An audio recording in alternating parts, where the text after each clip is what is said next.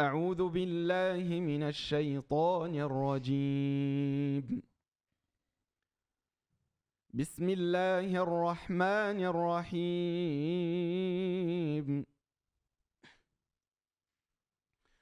قل من بيده ملكوت كل شيء وهو يجير ولا يجار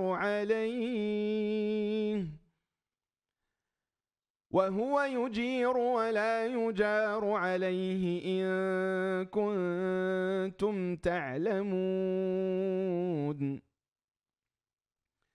سيقولون لله قل فأنى تسحرون. بل أتيناهم بالحق وإنهم لكاذبون. ما اتخذ الله من ولد وما كان معه من إله إذا لذهب كل إله بما خلق ولعلى بعضهم على بعض سبحان الله عما يصفون. عالم الغيب والشهادة فتعالى عما يشركون. قل رب إما تريني ما يوعدون رب فلا تجعلني في القوم الظالمين.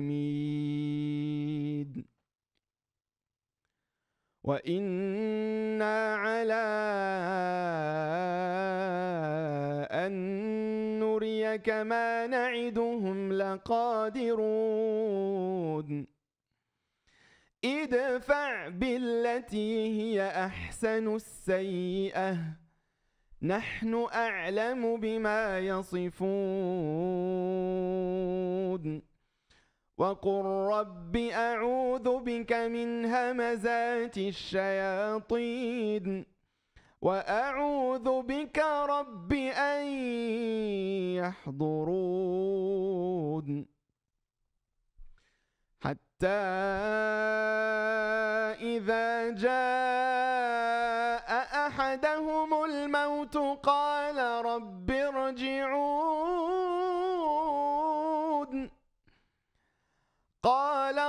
ارجعون لعلي أعمل صالحا فيما تركت كلا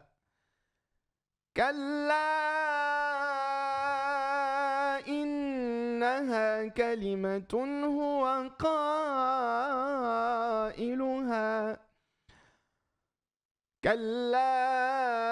إنها كلمة هو قائلها ومن ورائهم برزخ إلى يوم يبعثون. فإذا نفخ في الصور فلا أنساب بينهم يومئذ ولا يتساءلون.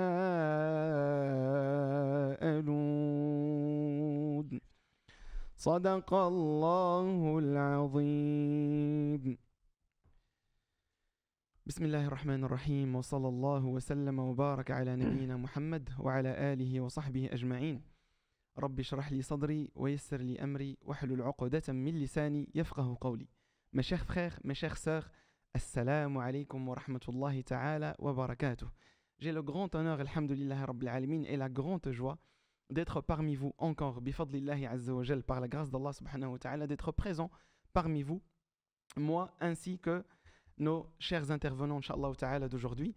Notre frère Mohamed Hafidahullah et notre frère Omar, que je vais introduire incessamment sous peu, Inch'Allah Ta'ala. Et donc, on va commencer, Inch'Allah Ta'ala, par le commencement. Et nous allons justement commencer par le sujet d'aujourd'hui. Donc, le sujet d'aujourd'hui, Inch'Allah Ta'ala, il s'agira de la mort. La mort, ce passage vers l'au-delà. La mort est quelque chose d'essentiel en islam. La mort a une très très très très grande place, subhanallah al-azim, dans l'islam. Et on se doit, tout un chacun et toute une chacune, de comprendre ce que c'est la mort. Parce que si la vie existe, c'est que la mort existe, subhanallah. Et ces deux concepts vont toujours ensemble, subhanallah al-azim. Et comme disait à l'époque notre cheikh Farid al-Ansari, rahimahullah ta'ala, il dit, en fait, la mort a été annoncée depuis le début de battement dans notre cœur, subhanallah al-azim. Depuis que le cœur a commencé à battre, eh bien, il a annoncé sa fin, subhanallah, ajib. Et donc, nous allons, inch'Allah ta'ala, aujourd'hui, vous faire voyager, bi'idhnillah azza wa jal, avec nous, à travers ce concept qui est la mort, inch'Allah ta'ala. Et donc, je vais introduire ici à ma droite mon frère Mohamed Hafidahullah. Salam alaikum wa rahmatullahi wa barakatuh. Wa alaykoum salam wa rahmatullahi wa barakatuh. Kif haluk, Mohamed? C'est un plaisir de vous retrouver. Wallahi, toi plaisir partagé. Et notre cheikh Omar qui revient Allah d'une yafadkoum, belle Allah petite Omra. Ça fait plaisir de vous retrouver et ça me Allah fait plaisir de yajzak retrouver notre public Allah là yinourak. derrière. C'est vraiment un plaisir. Barakallahu fik, Akhi Mohamed. Et donc, Akhi Mohamed, comme vous le savez, alhamdulillah rabbil alamin, c'est un enseignant, Hafidahullah wa ra'a, ainsi qu'un conférencier. Et c'est également un animateur parmi les animateurs des podcasts de Darifton. Allah subhanahu wa ta'ala yahfadahu wa yubarika fi. Amin, Allah barakallahu yajzak fik. bi khair. Bienvenue parmi nous, Akhi Mohamed, aujourd'hui.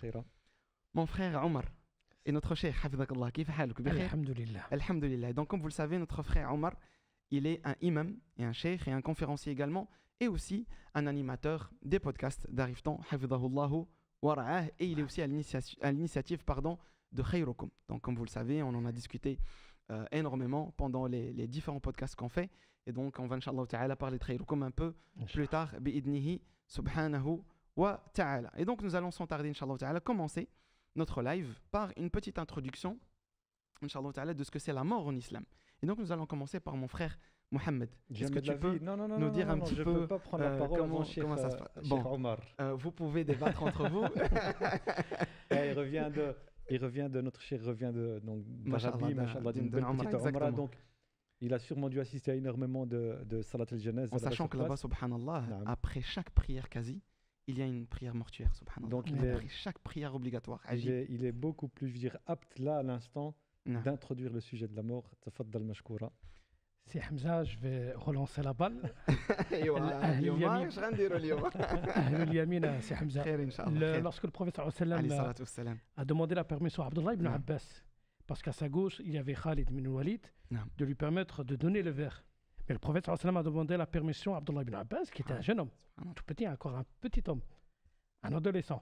Il demanda la permission parce que lorsqu'on vient verser, on vient donner, c'est toujours la droite. C'est toujours la droite. Il demanda la permission pour pouvoir donner à sa gauche. Qu'est-ce qu'Abdullah ibn Abbas a fait? Il a refusé. Parce que le prophète sallam avait bu de ce verre et il a voulu être le deuxième. Ahl al-Yamin. Ahl al-Yamin. On ne peut pas négliger l'enseignement prophétique. À partir du moment où il me compare à Abdullah ibn Abbas, je ne peux pas accepter. Allah yajzak bi khair. Et donc, juste avant que tu commences, Inch'Allah ta'ala, j'aimerais attirer l'attention de nos internautes et nos téléspectateurs à deux choses, Inch'Allah ta'ala. La première chose, c'est renouveler votre intention, Inch'Allah ta'ala, en regardant ce live, et soyez concentrés. C'est le plus important, Inch'Allah ta'ala, que ce soit ce live d'aujourd'hui ou tous les lives qui vont venir, Inch'Allah ta'ala. Concentrez-vous au maximum et sachez que chaque chose que vous entendez, c'est qu'Allah Azza wa Jalla a voulu que vous l'entendez, et Allah subhanahu wa ta'ala a voulu pour vous du bien. Parce que Wallahi al-Azim, à chaque fois qu'on on choisit un sujet, eh bien, on demande à Allah subhanahu wa ta'ala d'être sincère. Fil qawli wal amal, dans nos paroles et nos actions, nous vous demandons également, Inch'Allah ta'ala, de faire de même, de renouveler votre intention, Inch'Allah ta'ala. Et la deuxième chose, c'est de poser vos questions, donc n'hésitez pas. Posez toutes vos questions que vous avez, Inch'Allah ta'ala. Ça sera le dernier point du live où nous allons consacrer, Inch'Allah ta'ala, beaucoup de temps à vos questions et nous allons y répondre avec un grand plaisir. Je suis désolé d'avoir pris beaucoup de temps, mais je te promets, je ne prendrai pas énormément de temps pendant le live. Je ne prévoyais pas de prendre la parole en premier. Non. Alors je te remercie Sidi Hamza, je remercie Darifton, je remercie toute l'équipe technique et logistique qui se trouve là derrière les caméras que vous ne voyez pas.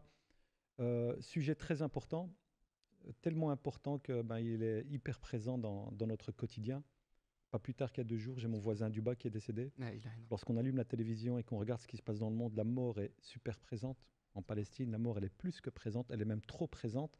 Et donc, pour beaucoup de musulmans, ou plutôt pour la masse des musulmans, la mort est quelque chose qui fait peur. Et j'aimerais bien qu'aujourd'hui, on essaie de comprendre pourquoi est-ce que ça nous fait peur, parce que l'objectif, c'est que ça ne nous fasse pas peur. Comment appréhender la mort pour se préparer à passer dans l'au-delà. bi'idnillahi ta'ala. Ce bas monde, Sidi Hamza, Sidi Omar, vous devez savoir que il est plein d'incertitudes. Je ne sais pas ce que je vais faire demain, ce que je vais manger demain. Il y a plein de choses que je ne sais pas. Quel sera mon état de santé, quel sera l'avenir, où est-ce que je vais vivre, ce que je vais faire, où est-ce que je vais partir en vacances. Nous avons une seule certitude. Quelle est cette certitude? Kullu nafsin dha'iqatul maut. Toute âme goûtera à la mort. Ça, c'est ma certitude. Quand, comment, où, j'en sais rien, mais la certitude, c'est que toute âme goûtera à la mort. Le problème, notre problème à nous, les musulmans, c'est que on a perdu le fait d'intégrer et d'accepter la mort dans notre vie. Allah Azza wa Jalla, lorsqu'il parle de la mort, وَلَقَدْ خَلَقْنَا الْمَوْتَ وَالْحَيَاةَ وَخَلَقْنَا الْمَوْتَ وَالْحَيَاةَ لِيَبْلُوَكُمْ أَيُّكُمْ نعم تبارك أحسن نعم تبارك الذي بيده الملك وهو على كل شيء قدير هو هو الذي الذي خلق الذي الذي خلق خلق الموت الموت والحياة. خلق نعم. الموت والحياة ليبلوكم. ليبلوكم الذي خلق الموت والحياة nous dit Allah, celui qui a créé la mort et la vie. Ça veut dire que la mort et la vie sont intimement liées. Et si tu veux vivre et bien vivre, tu dois accepter de mourir. Allah. Et nos anciens, les premières générations, c'est ce qu'elles concevaient. Elles avaient intégré ça dans leur logiciel. Elles savaient qu'elles étaient sur terre pour vivre, pour propager la parole d'Allah, mais elles étaient prêtes à mourir à tout instant. Donc nous, la question c'est comment ça se fait que dans notre vie de tous les jours, nous n'arrivons pas à intégrer la mort et à l'accepter et en avoir peur. C'est parce que notre conception de la mort n'est plus saine. Et justement, Akhi Mohamed, ça c'est un point que tu as relevé qui est hyper important, subhanallah. C'est notre relation en fait au concept de la mort. Et j'aimerais justement, Akhi wa Sheikhuna Omar, que tu nous parles un petit peu de comment est-ce que le prophète sallallahu alayhi wa sallam vivait cela avec les compagnons à l'époque. Comment est-ce que le prophète sallallahu alayhi wa sallam leur rappelait la mort en fait et quelle était leur relation avec la mort? Non, alors on retrouve dans un hadith dans lequel le prophète alayhi salatu wassalam est passé auprès d'une tombe. Et lorsqu'il questionna ses compagnons qui est enterré sous terre, on l'informa que c'est un tel et un tel. Le prophète alayhi salatu wassalam, comme il a été décrit dans ce hadith, il commença à pleurer jusqu'à mouiller le sol. Comme il est cité dans le hadith, le prophète alayhi salatu wassalam baka hatta balla thara, où le prophète alayhi salatu wassalam commença à pleurer jusqu'à mouiller le sol. Et il se tourna vers ses compagnons en leur disant Limithli hada fa'a'iddu. Pour cela, vous devez vous préparer. Pour cela. Cela veut dire, comme Allah Azza wa Jalla le cite dans le verset, Ya ayyuhalladhina amanu ittaqullah wal tanzur nafsum ma qaddamat lighad wattaqullah. Dans ce verset, Allah Azza wa Jalla s'adresse à nous, Ya ayyuhalladhina amanu, ô vous qui croyez, taqullah, craignez votre Seigneur. Wal tanzur nafsun ma qaddamat lighad. Chaque âme doit voir ce qu'elle a préparé, ce qu'elle a avancé pour demain. Est-ce qu'on peut dire que le concept de taqwa, c'est-à-dire la crainte référentielle d'Allah subhanahu wa ta'ala, et la mort sont fortement liés? Elles sont fortement liées parce que taqwa, comme cela a été défini par les savants, c'est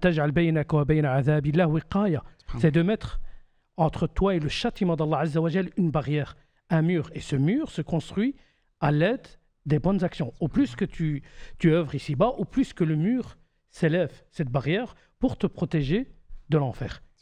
Voilà le lien. Et Allah Azza wa Jal nous demande de préparer ses provisions. Et comme cela est cité dans un autre verset, lorsqu'Allah Azza wa Jal parle de provisions, il parle de la piété, les actes de piété. Wallahu ta'ala alam. Allah yajzak bi khair. Et donc, on va, Inch'Allah ta'ala, se diriger un peu plus vers la peur, justement, parce que Akhouna Mohamed Hafidallah, notre frère Mohamed, a rappelé le fait qu'on a très peur de la mort. Subhanallah. Est-ce que tu peux nous en parler un peu plus? Tu as peur de ce que tu ne connais pas. Subhanallah. Tu as peur de ce que tu n'acceptes pas. Est-ce que ça, on peut dire que c'est humain? C'est humain, bien sûr. Maintenant, ça se soigne, ça se règle.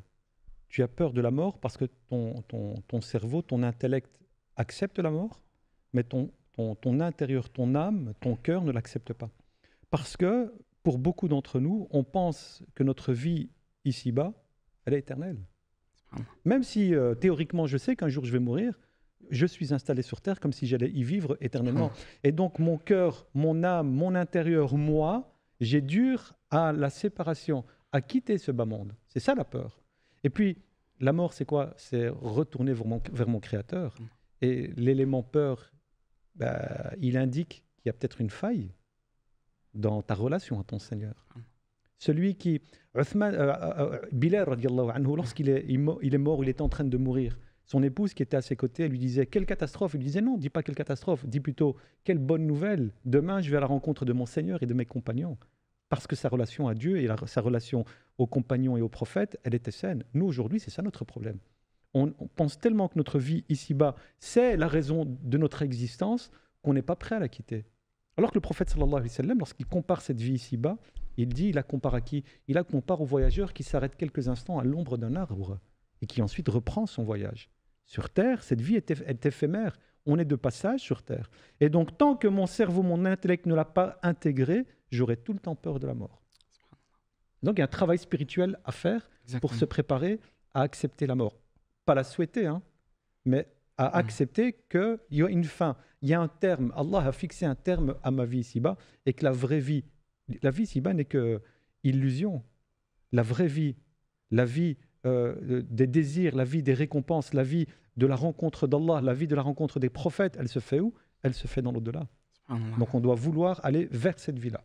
Et tu me rappelles, Akhi Mohamed, un verset dans le Coran al-Karim où Allah Azza wa Jalla il dit وَإِنَّ الدَّارَ الْآخِرَةَ لَهِيَ الْحَيَوَانُ لَوْ كَانُوا يَعْلَمُونَ. Justement, mon frère Omar, est-ce que tu pourrais nous parler justement de ce concept? Parce qu'Allah Azza wa Jalla appelle l'akhira, il appelle l'au-delà, subhanahu wa ta'ala, par al-hayawan.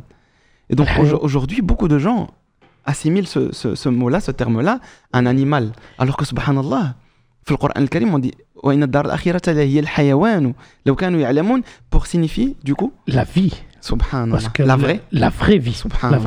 Voilà pourquoi souvent le professeur sallam le disait, et cela à la construction de la mosquée du prophète alayhi salatu wassalam, la hayat ila hayat al-akhirah, la aish ila aish al-akhirah. Enfin ici la yadar al-hayawan, bon, un mot peut avoir plusieurs significations.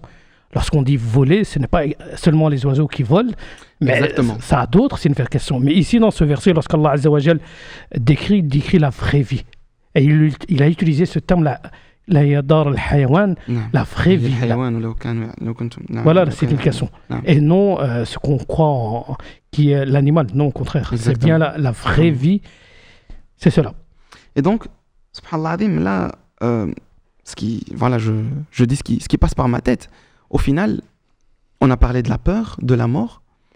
Mais, allez, dans notre communauté, quel est le vrai problème qui fait en sorte que cette peur est créée, donc qui fait que cette peur en fait est présente chez nous, que ce soit les jeunes ou les adultes ou les plus âgés? Est-ce qu'on peut dire que il faut que ça fasse partie intégrante de l'éducation finalement de nos enfants? Est-ce que dès petits, on doit par exemple préparer nos enfants à, je veux dire spirituellement évidemment, à ce concept de la mort, que effectivement là on est vivant, mais que on se prépare en fait pour la mort, et qui est finalement qui n'est que la rencontre avec Allah subhanahu wa ta'ala. Mais d'une autre manière, est-ce que la mort est un bien ou un mal pour la personne? Exactement. Est-ce que c'est un bien? Si on le voit que c'est un mal, la chose est différente. Et si on le voit que c'est un bien... Donc c'est selon comment on le voit? Comment on le voit. Mais si on voit que c'est un bien, c'est qu'on se prépare pour la mort. Mais est-ce que vous pensez que justement le fait que ça fasse partie de l'éducation, est-ce que c'est important spirituellement parlant? Ça faisait partie de l'éducation lors des premières générations, mais aujourd'hui on est arrivé dans une société où on veut cacher la mort, où on veut cacher la maladie. On n'a quasi plus de contact avec les cimetières. On n'a quasi plus de contact avec les hôpitaux. Et justement, subhanallah, tu me rappelles, moi, pendant mon enfance, donc quand j'étais petit, subhanallah, j'avais l'habitude d'aller au cimetière. Exactement, subhanallah, il y a ton oncle ou mon père, Allah yarhamou, rahmatan wasi'a wa yarham jami' al-muslimin.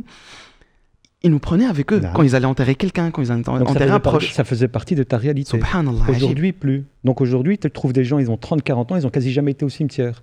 Tu trouves des personnes qui n'ont jamais été dans les hôpitaux, aller rendre visite aux malades. Pourquoi est-ce qu'on va rendre visite aux malades?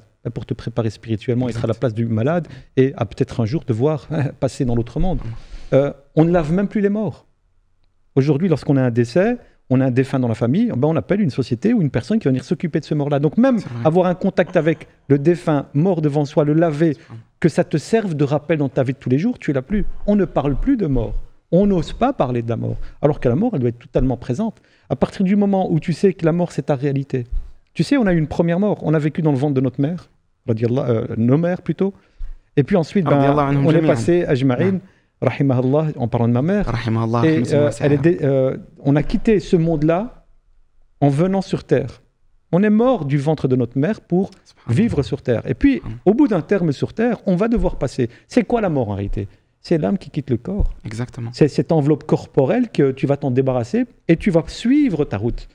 À partir du moment où nous, on se conditionne à ce que la mort, c'est la fin, on en aura peur. Exactement. Et nos enfants, nos épouses, Moi, j'ai des connaissances qui, ici à Bruxelles, qui quasi tous les samedis vont au cimetière avec les enfants. Ils ont personne dans le cimetière, mais ils prennent les enfants. Pourquoi? Pour leur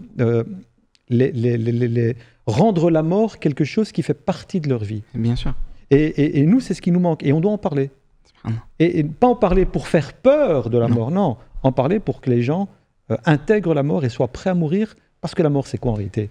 C'est retourner vers Allah. Est-ce que ce n'est pas le rêve de tout le monde? C'est exactement ça. C'est pas ton rêve, toi, d'être auprès d'Allah? Exactement. De profiter de la clémence, de l'amour, de la miséricorde d'Allah? Bien sûr, subhanallah. Qu'Allah nous accorde. Mais c'est justement ça la question qui se pose. Amin, Allahumma amin. Juste un petit point aussi à rajouter. Bien sûr. C'est les textes, que ce soit dans le Coran ou bien dans la Sunna, nous demandent de nous rappeler souvent de la mort. Ça doit être quotidien. On doit se rappeler souvent. Nous retrouvons la parole prophétique dans laquelle le prophète nous dit Akthiru min zikri hadimi lazat. Rappelez-vous de celle qui détruit les plaisirs. Il faut être constant. Nous avons l'exemple de Omar ibn Khattab.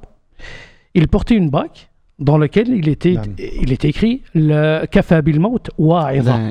La mort suffit comme exhortation. Et il l'a porté constamment pour se rappeler.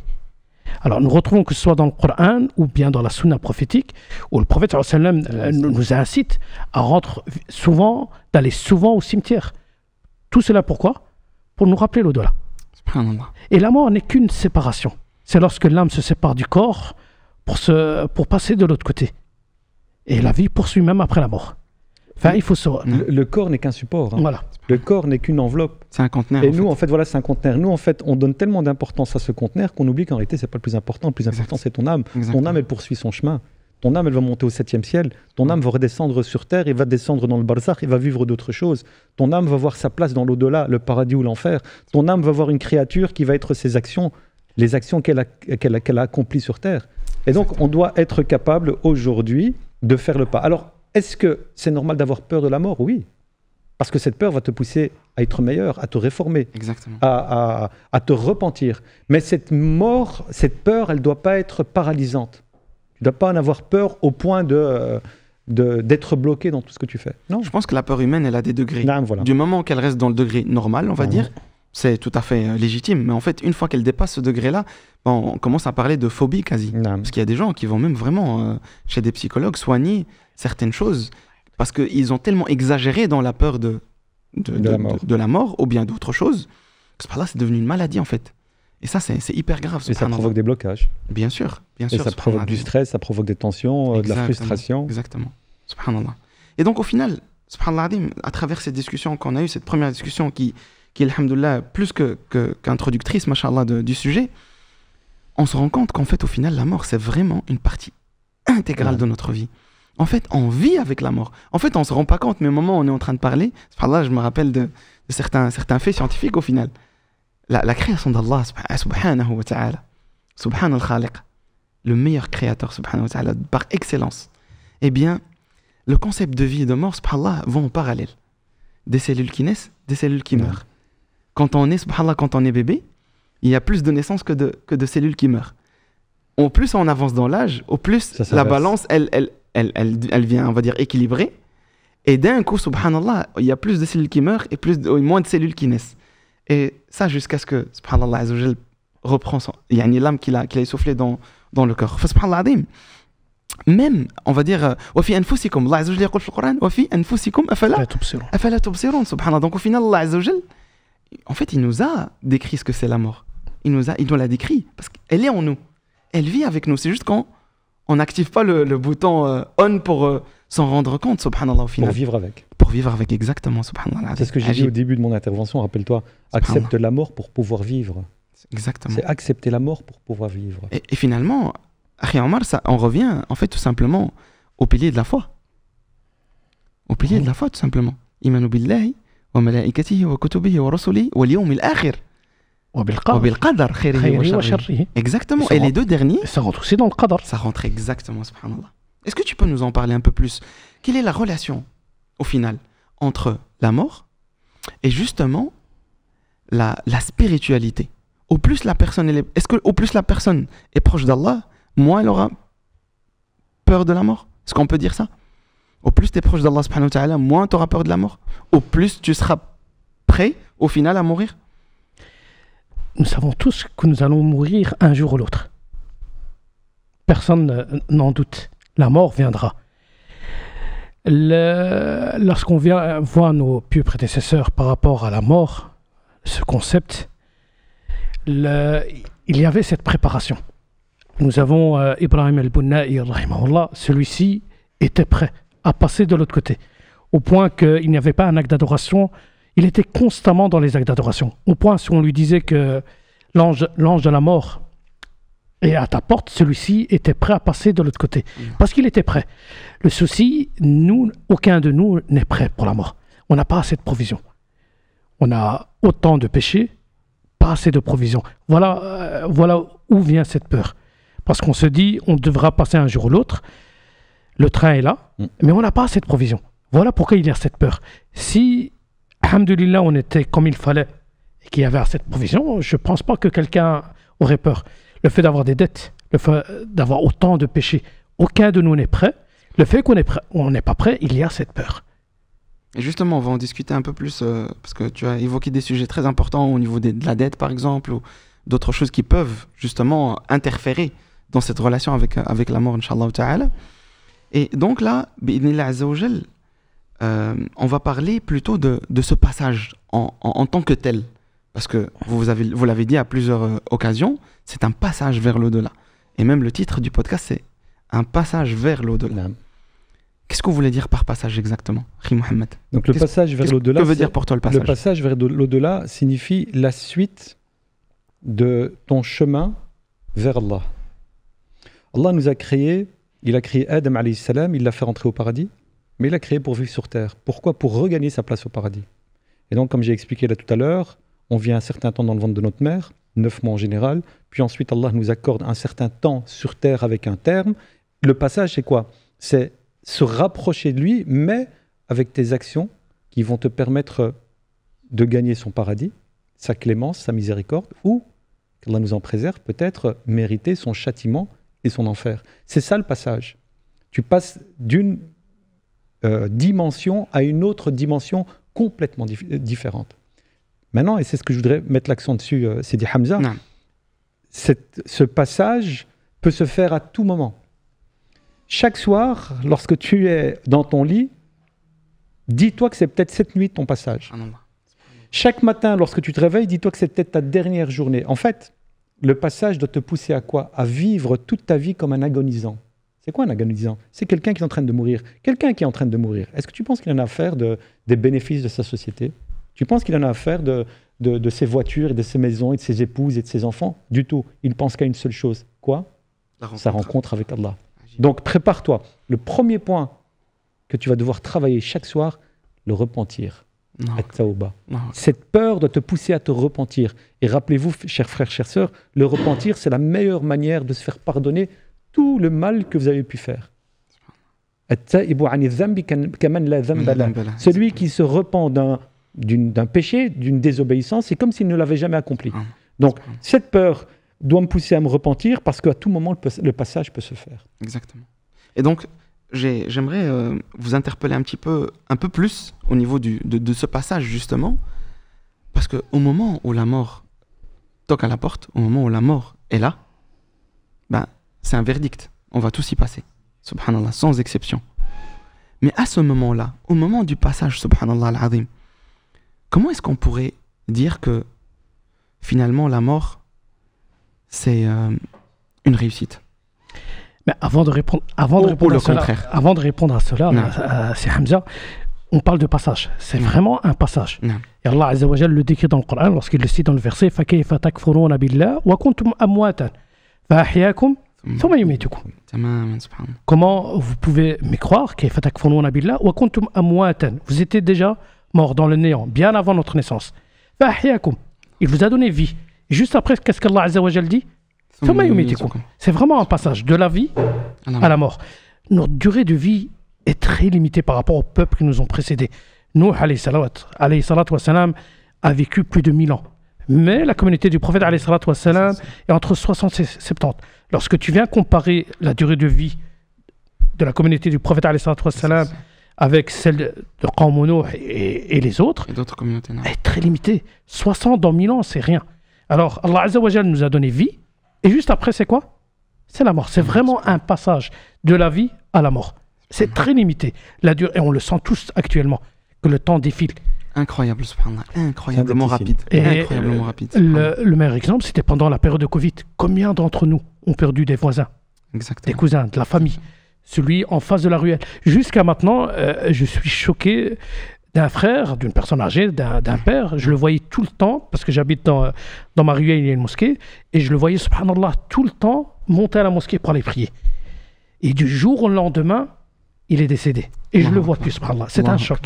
Mais c'est vraiment un passage. La vie, la naissance, la vie, la mort. Subhanallah. Et cela a été décrit dans plusieurs versets dans le Coran. Allah yajzak bi khair. Et donc il y a beaucoup de gens qui se posent la question, en fait, qui se disent ce passage-là, ils ont peut-être pas peur de la mort en tant que tel, mais ils ont peur du passage, justement. Ils se disent, mais est-ce que je vais réussir ce passage-là? C'est l'inconnu qui vient après. C'est l'inconnu, exactement. Donc, qu'est-ce qui va se passer, en fait? Est-ce que je vais réussir après? Est-ce que je vais être parmi les perdants? Wallah, ça fait très peur, en fait. Quand on y pense, même moi, la vérité, je me livre à vous. Mais subhanallah, c'est pas la mort. Cette peur te pousse à quoi? C'est pas, bien sûr, voilà. à travailler, à être plus proche d'Allah subhanahu wa ta'ala. Tu dois transformer cette peur en dynamique, en force, en énergie. Si cette peur, c'est ce que j'expliquais, si cette peur, elle te paralyse, cette peur, elle est toxique. Elle est mauvaise au final. Non. La peur, il faut qu'elle soit là. Mais elle doit te pousser à quoi? À te remettre en question. Elle doit te pousser à agir. Elle doit te pousser à faire du rappel d'Allah, à être sérieux dans tes prières, à revoir ta relation à Allah. C'est ça le but de cette peur. Donc la peur, elle doit être là. Omar radiallahu anhu, Abu Bakr radiallahu anhu, ils avaient peur de la mort. Dans quel sens ils avaient peur de la mort? Ils avaient peur de mourir et d'être de ceux qui n'iront pas au paradis. Exactement. Et qui seront de ceux de l'enfer. Et au niveau de leur pratique quotidienne, leur place, elle était assurée. Ils faisaient partie des assurés au paradis. Mais cette peur, c'était, si tu veux, une boule d'énergie qui les poussait à être chaque jour meilleurs qu'ils n'étaient la veille dans leur relation à Allah et dans leur préparation au passage vers Allah. Non, qui fait partie de la foi, c'est Hamza, c'est que en tant que musulman, le croyant doit être entre le khawf et le raja, entre la crainte et l'espérance. Mais en fin de vie, celui-ci doit pencher plus vers l'espérance. Que signifie l'espérance? C'est d'avoir cette certitude qu'Allah Azza wa Jal va nous pardonner, qu'Allah Azza wa Jal sera clément envers nous, qu'Allah Azza wa Jal nous donnera cette miséricorde. Parce que nous avons le hadith, que celui-ci est répété souvent, le hadith Qudsi, dans lequel Allah Azza wa Jal dit « Ana inda dhann abdi bi » je serai en fonction de l'opinion que le serviteur a de moi. Durant notre vie, on doit être entre la peur qui va nous pousser à œuvrer et al-raja, l'espérance, comme les ailes d'un oiseau. Celui-ci ne peut pas voler avec. Exactement. Voilà pourquoi on a la crainte et l'espérance. Mais en fin de vie, il faut avoir cette certitude qu'Allah Azza wa Jal est le tout pardonneur, le très miséricordieux. À ce moment-là, cette peur se dissipera pour le croyant. Mais on va avancer un peu plus loin, si ça ne vous dérange pas. Il y a le hadith par rapport à Uthman ibn Affan, lorsque celui-ci allait rendre visite aux tombes, au cimetière, celui-ci tombait souvent dans les pommes. Et lorsqu'il se réveillait et qu'on le portait chez lui à la maison, comme le janaza, comme un convoi funèbre, on lui demande comment se fait-il. Lorsqu'on te parle du paradis et de l'enfer, il n'y a rien qui se passe. Tu ne perds pas autant, mais lorsque c'est la tombe, et là il dit la réponse. Il dit, j'ai entendu le prophète alayhi salatu wa sallam dire « Inna al-qabr awwal manzil min manazil al-akhirah » que la tombe est la première étape parmi les étapes de l'au-delà. Fa in naja fa ma ba'dahu aysar. Et là, il y a cette réponse dans laquelle le prophète sallallahu alayhi wa sallam dit celui qui réussit à quoi? À répondre aux questions. Les questions sont simples, mais ce n'est que le croyant réel qui pourra répondre. Qui est ton Seigneur, quelle est ta religion et quelle est la personne qui vous a été envoyée. Si celui-ci répond, tout ce qui viendra par après comme étape dans l'au-delà, lorsqu'on parle de la balance, lorsqu'on parle de traverser le pont, etc., toutes ces étapes ne seront que facilitées pour lui. Wa il lam yanju, s'il ne réussit pas, s'il échoue à répondre aux questions, fama ba'dahu ashad, tout ce qui viendra par la suite ne sera que difficultaire. Alors si la personne s'est préparée dans sa vie pour répondre à ces questions, pour pouvoir rappeler, comme on l'a dit, c'est de construire cette barrière entre nous et le châtiment d'Allah Azza wa Jal. Fa in naja fama ba'dahu aysar. Subhanallah, barakallahu fik. Et justement, tu as fait l'introduction au point suivant, justement, qui va parler de la vie après la mort au final.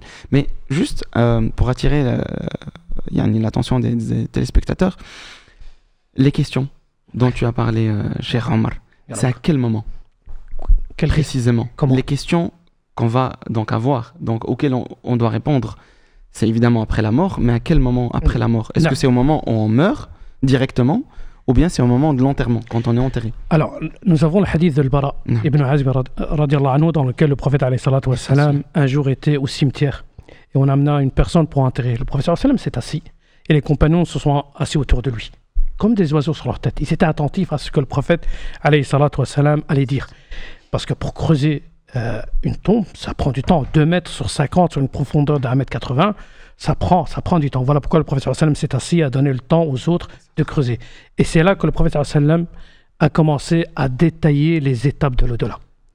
Et il dit, il commença tout d'abord par le serviteur croyant. Lorsque celui-ci se prépare à l'au-delà, les anges de la miséricorde descendent à lui. Et ensuite, ce sera l'ange de la mort qui se met à son chevet. Et il s'adresse à lui. Ô âme pure, sors vers la satisfaction de ton Seigneur. Allah Azza wa Jalla est satisfait. Et comme cela est cité dans les derniers versets de Surat Al-Fajr, ô âme apaisée, retourne vers ton Seigneur. Lorsque le défunt entend ces paroles, qu'Allah Azza wa Jalla est satisfait de lui, celui-ci sort, comme le professeur Sam l'a décrit, une gourde, l'écoulement de l'eau qui se fait d'une gourde d'eau, avec facilité. Très facilement, enfin, l'ange de la mort le prend, le prélève avec douceur, et il s'élève jusqu'à arriver au premier ciel. Il demande accès. Le gardien lui dit, qui es-tu et qui est avec toi? Il lui dit, je suis l'ange de la mort. Et avec moi, un tel, fils d'un tel. Et c'est à ce moment-là, lorsqu'il s'élève pour arriver au deuxième ciel, les anges, lorsqu'ils sentent cette odeur, comme le prophète sallam l'a décrit, une odeur qui se dégage bien meilleure que le musc. Lorsque les anges du ciel suivant le sentent, demandent qui est-il? On lui dit, c'est un tel, fils d'un tel. Et c'est là qu'ils font le convoi funèbre comme on le fait ici-bas. Alors les anges du bas ciel le font jusqu'au ciel suivant, et ainsi de suite jusqu'à arriver au 7e ciel. À ce moment-là, Allah Azza wa Jal dit, Uktubu abdi fi kitabi illiyin. Indiquez, écrivez le nom de mon serviteur dans le livre al-Illiyin, ceux qui seront promis au paradis.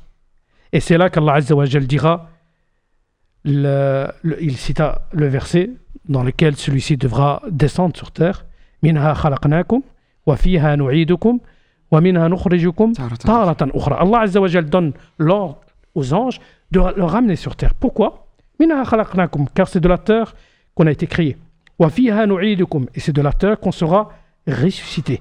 Wa minha nukhrijukum taratan ukhra, qu'il y aura cette résurrection. Une fois que celui-ci sera descendu dans sa tombe, 2 anges se présentent à lui, Munkar et Nakir. On lui demandera de s'asseoir, et c'est là que les questions commenceront. Man rabbuk, ma dinuk, man hadha ar-rajul alladhi bu'itha fikum, ma ilmuk. Et c'est là, comme le professeur Sam les a décrits dans d'autres hadiths qui sont de couleur noire et bleue, avec un aspect effrayant, car le prophète alayhi salatu wa sallam dit, ma ra'aytu manzaran illa wal qabr afdha'u min. Je n'ai pas vu un aspect aussi effrayant que celle de la tombe. Enfin, les 2 anges qui viendront questionner, leur apparence sera différente des autres anges. Et ils poseront ces questions. Le croyant, bi'idhnillah, avec la volonté d'Allah Azza wa Jal, et comme cela est décrit dans le Coran, yuthabbitu Allah alladhina amanu bil qawli thabit fil hayati dunya wa fil akhirah. Et c'est là que le serviteur répondra. Pour le mécréant, on le passera, Inch'Allah, juste après. Pour pas trop m'attarder. Exactement. Et donc là, justement, c'est vraiment un voyage, Inch'Allah ta'ala. Donc là, je vois qu'il y a beaucoup de questions, Masha'Allah, qui sont déjà arrivées. On va essayer d'accélérer la cadence pour justement pouvoir répondre à toutes les questions qui nous ont été parvenues, Inch'Allah ta'ala. Akhi Mohamed, on va, Inch'Allah ta'ala, parler de la suite qui est automatiquement Al-Barzakh. Donc finalement, cette vie de la tombe. Comment ça se passe exactement, en sachant que là, on a parlé du croyant. Et donc que le croyant a eu cette bonne nouvelle, alhamdoulilah rabbil alamin, que tout se passera bien en fait pour lui au final. Donc Al-Barzakh, c'est ce fameux monde intermédiaire. Non. C'est ce monde intermédiaire qui, moi je l'appelle la salle d'attente. Non. C'est là où les personnes, les humains morts, attendront la fin du monde et le jour de la résurrection. Hada huwa Al-Barzakh. Et comme l'a très bien expliqué Cheikh Omar, Al-Barzakh va accueillir quoi? Va accueillir les âmes qui seront montées chez Dieu, les âmes apaisées qui sont arrivées au 7e ciel et qui profiteront de la miséricorde d'Allah, et les âmes damnées qui ne passeront pas le premier ciel et qui, elles, malheureusement, mériteront le châtiment d'Allah. ces âmes vont être remises sous terre dans le barzakh, dans un monde intermédiaire. Moi, je rappelle, hein, je dis souvent ça à mes élèves, si on creuse une tombe, on ne va pas voir ce que je suis en train de vous raconter. C'est une autre dimension. La personne qui dort et qui fait un rêve, elle est poursuivie par 25 lions. Elle est dans son monde, dans son aventure, mais toi, quand tu la regardes, cette personne-là, elle est couchée. Le barzakh, c'est la même chose. Donc, ces personnes qui retourneront dans leur tombe, si tu veux, retrouveront vie dans leur tombe. Et c'est à ce moment-là qu'arriveront ces fameux anges, Munkar wa Nakir, Nakir wa Munkar, et qui poseront ces trois fameuses questions.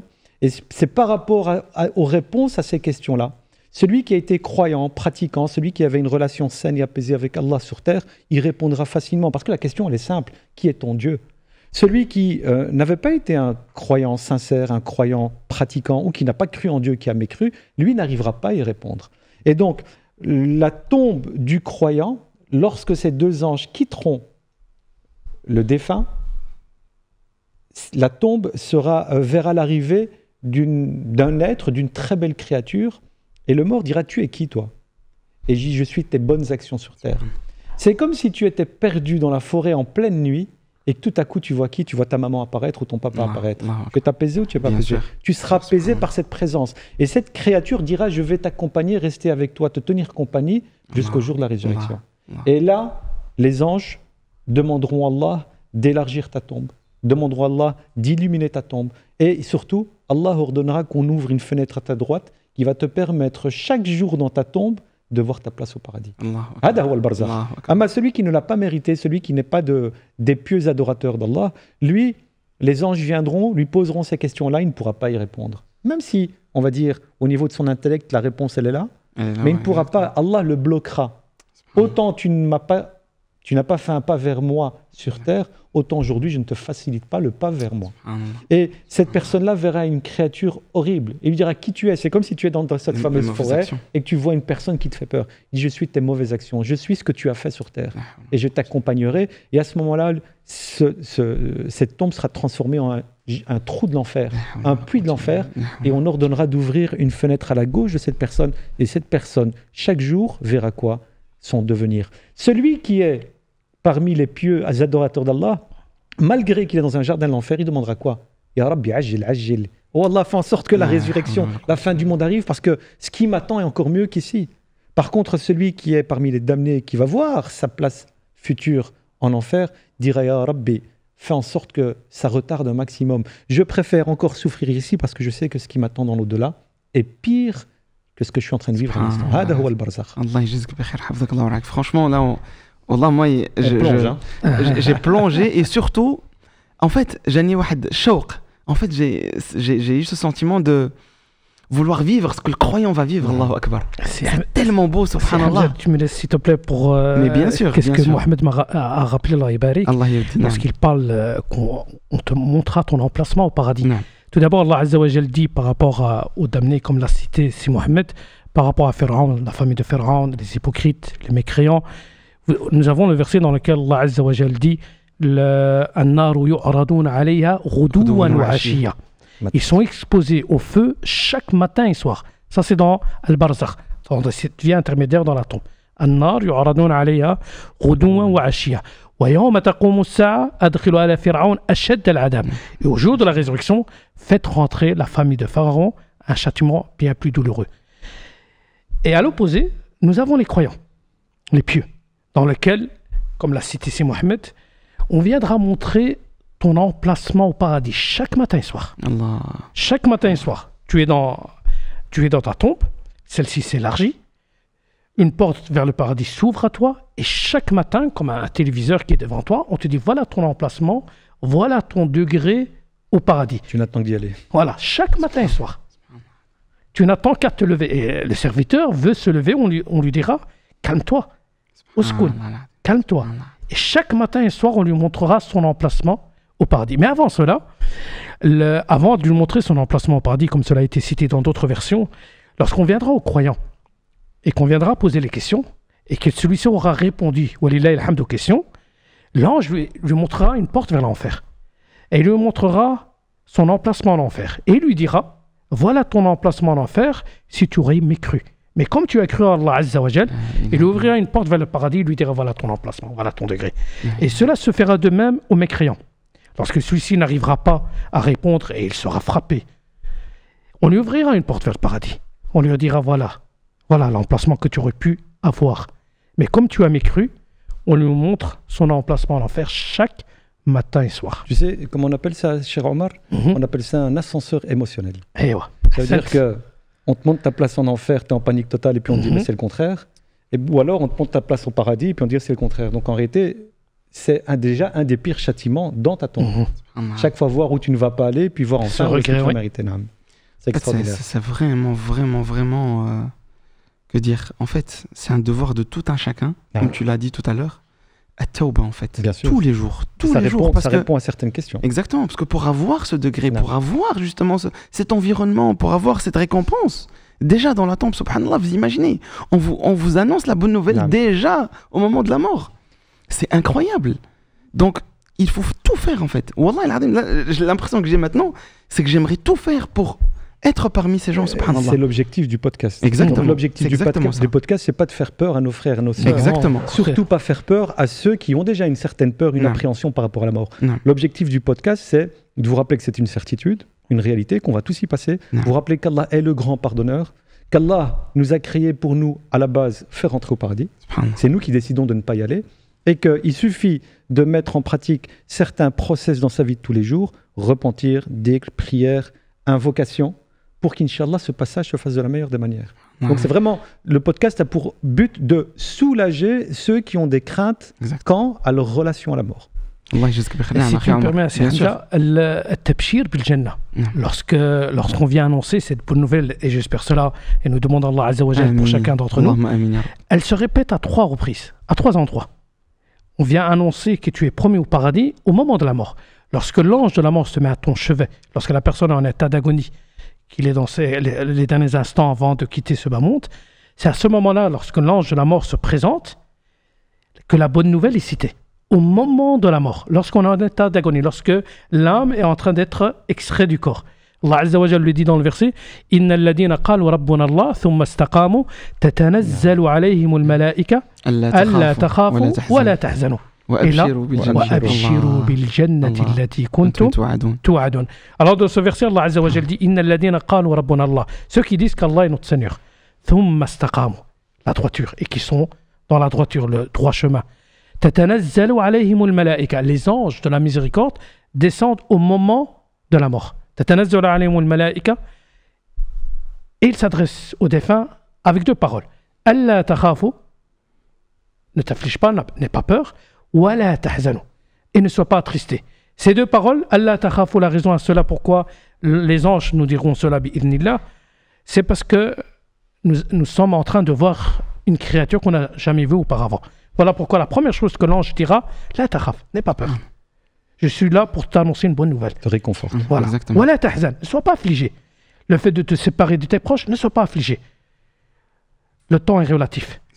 Aujourd'hui, tu quittes, les autres le font de même. Nous sommes tous dans cette file d'attente. Voilà tahzan. Et là, l'ange de la mort dit wa abshiru. Reçois cette bonne annonce que tu es voué, promis pour le paradis. Ça, c'est au moment de la mort.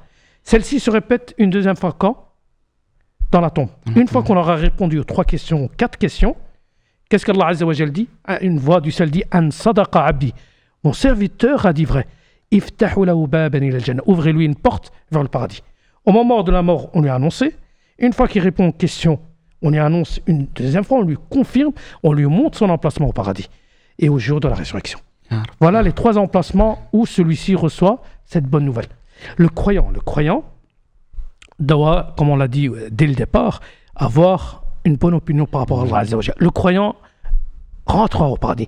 La seule condition, on ne demande qu'une chose, de mourir en tant que La tamutunna illa wa antum muslimun. Ce verset, on le écoute chaque vendredi. Lorsque l'imam se met sur le mimbar, il le cite chaque vendredi. La seule condition, c'est de mourir en tant que musulman. Tu meurs en tant que musulman, tu rentres au paradis.